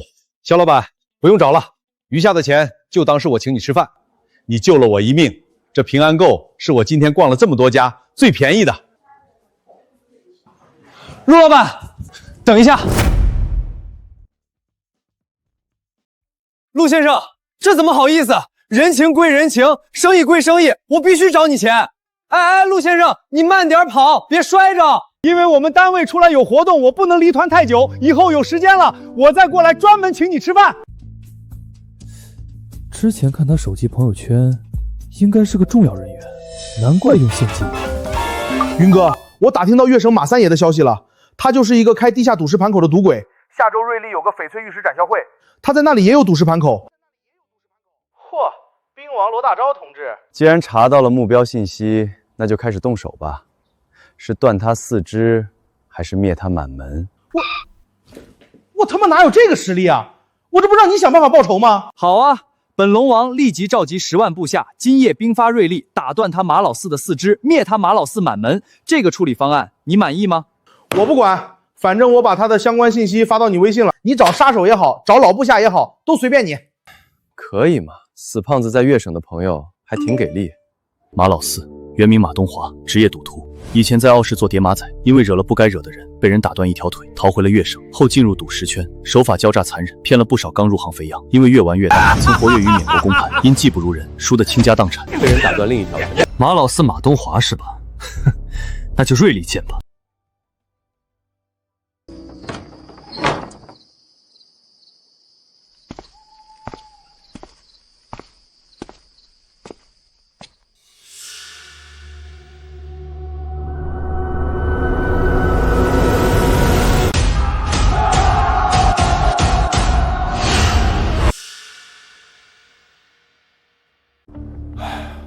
果然，玉眼碎片的抢劫案没有那么简单。黑吃黑吗？我操！没想到这个以摆摊为主的小商贩微信群，居然卧虎藏龙。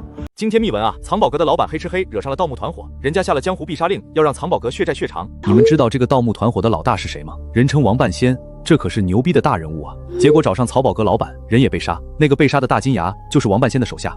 这样的隐秘消息，他们都打听出来了。果然，玉眼碎片的抢劫案没有那么简单。玉眼碎片，别人也发现它的神秘功效了。事情都过去几天，云哥竟然躲着我，是不是玩不起？我一个女孩子都放下了心结，你一个大男人居然故意躲着我，什么意思？啊，云哥，你回来啦！我刚做好晚饭，正要给你打电话，让你回来吃饭呢。许晴，你干什么？老想那件事。手艺不错嘛，我正饿着呢。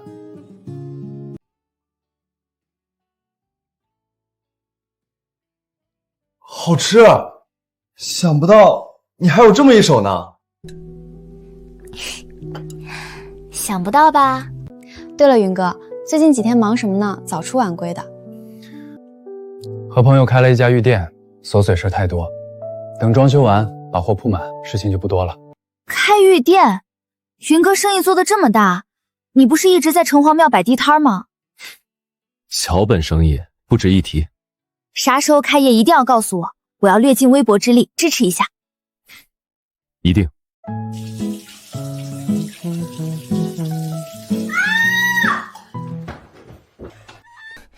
怎么了，小新，你没事吧？我洗澡摔倒了，好疼啊，站不起来了，你进来扶我一下。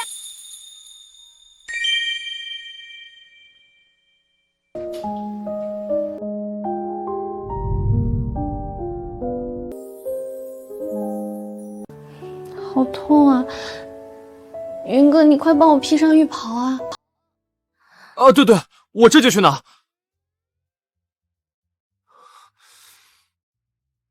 这幅画面是我用透视眼都无法领略的美景啊！云哥，能抱我起来吗？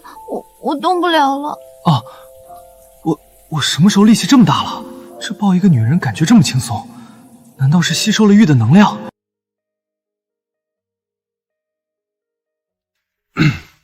我有红花油，帮你擦一下吧。谢谢。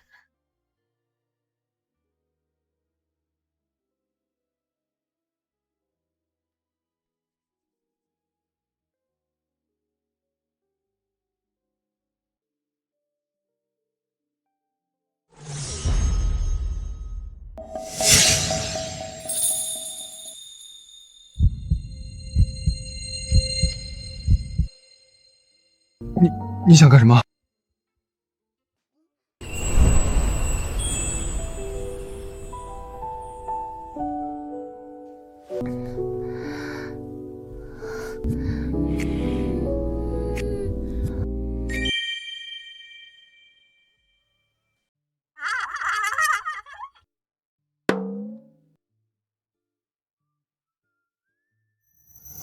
怎么就弄成这样了？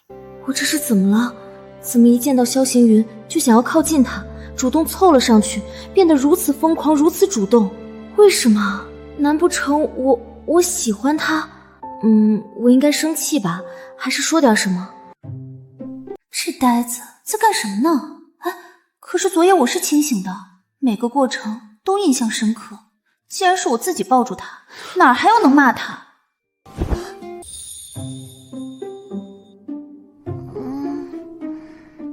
老公，累不累？我起来给你做早餐。我操，什么狠话都没有。也对，昨天这个称呼在夜里叫的太多次，短短一夜功夫就叫顺嘴了。不用了，你受伤了，行动不便，我去做早餐吧。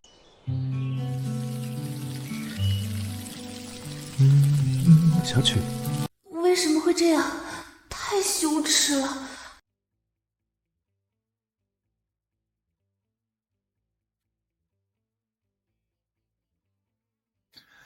老婆，早餐准备好喽，咱们该吃饭了，快吃吧。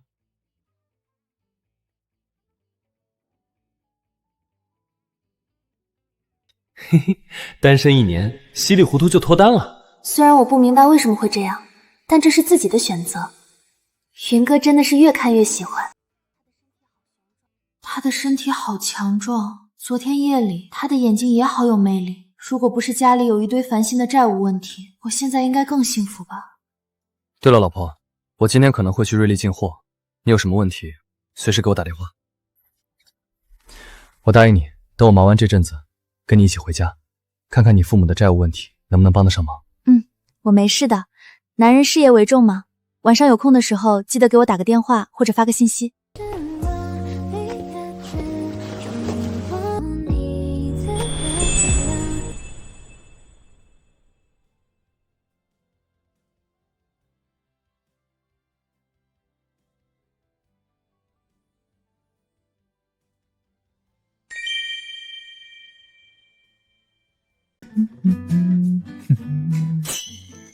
萧行云，想什么呢？家里固然好，正事要紧。这一次我准备单独行动，不仅仅要进货，还要赌石。马东华，准备好了吗？哥来了。连续好多天没睡好了，一睡觉就会做一些奇怪的梦，应该是那预言碎片的原因。关于三眼邪佛的预言，已经发生太多灵异案件了，希望姬大师能鉴定出是什么东西吧。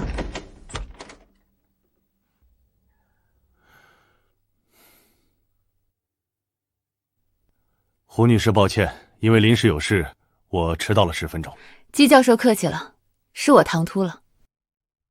这就是最近圈内盛传的三眼邪佛预言碎片。对，大致情况我已经在电话里跟您说了。自从得到这预言碎片，不管什么时候睡觉都会做梦，哪怕离这些玉石碎片很远。什么样的梦？不同的梦，还是重复的梦？大致情况是这样的，有一个模样俊美的三眼男子，我记不太清很多事，甚至连他的模样都记不清，只是感觉他的眼睛很有魅力，非常好看，忍不住沉迷其中。梦境情节也不同，但任何一个片段都和这个三眼男子有关。在梦中，他似乎是神，无所不能，任何女人都臣服于他的脚下。我研究一辈子玉石翡翠，其中和古玉相关的灵异事件很多，有很多同行喜欢用科学知识解释，说古玉沾染了某种精神磁场，遇到精神敏感的收藏者，就会以梦境的形式一直梦到某一个存储的情节片段。但我不相信科学，因为有太多案例用科学无法解释。有很多古玉收藏者和你的经历类似，会梦到不同的梦境，有的梦境很美妙，有的却是噩梦，甚至会让收藏者惊恐难安，甚至自杀。季教授的意思是，我惹到了不干净的东西？我可没有这么说。季教授有什么发现？胡女士也是圈内有名的行家，应该可以看出这些碎片不是和田玉吧？对，明明一切都像极品美玉，却没有和田玉的结构。而且我找人用碳44鉴定过，可它的年份超过了10万年，也就是说碳14也测不出它的真正年份。是这样的。碳14测年份，准确的测试范围大约在4.5万年左右，超过这个范围只能算是推测。你看这上面的花纹并不是雕刻上去的，任何雕工都雕不出这种浑然天成的纹理。再看看它的内部，这种花纹里外一致，自然而协调，就像是从里面长出来的天然纹理一样。季教授，您的意思是？这很有可能是一块玉化的化石，也就是说，这很有可能是一只真实的眼睛。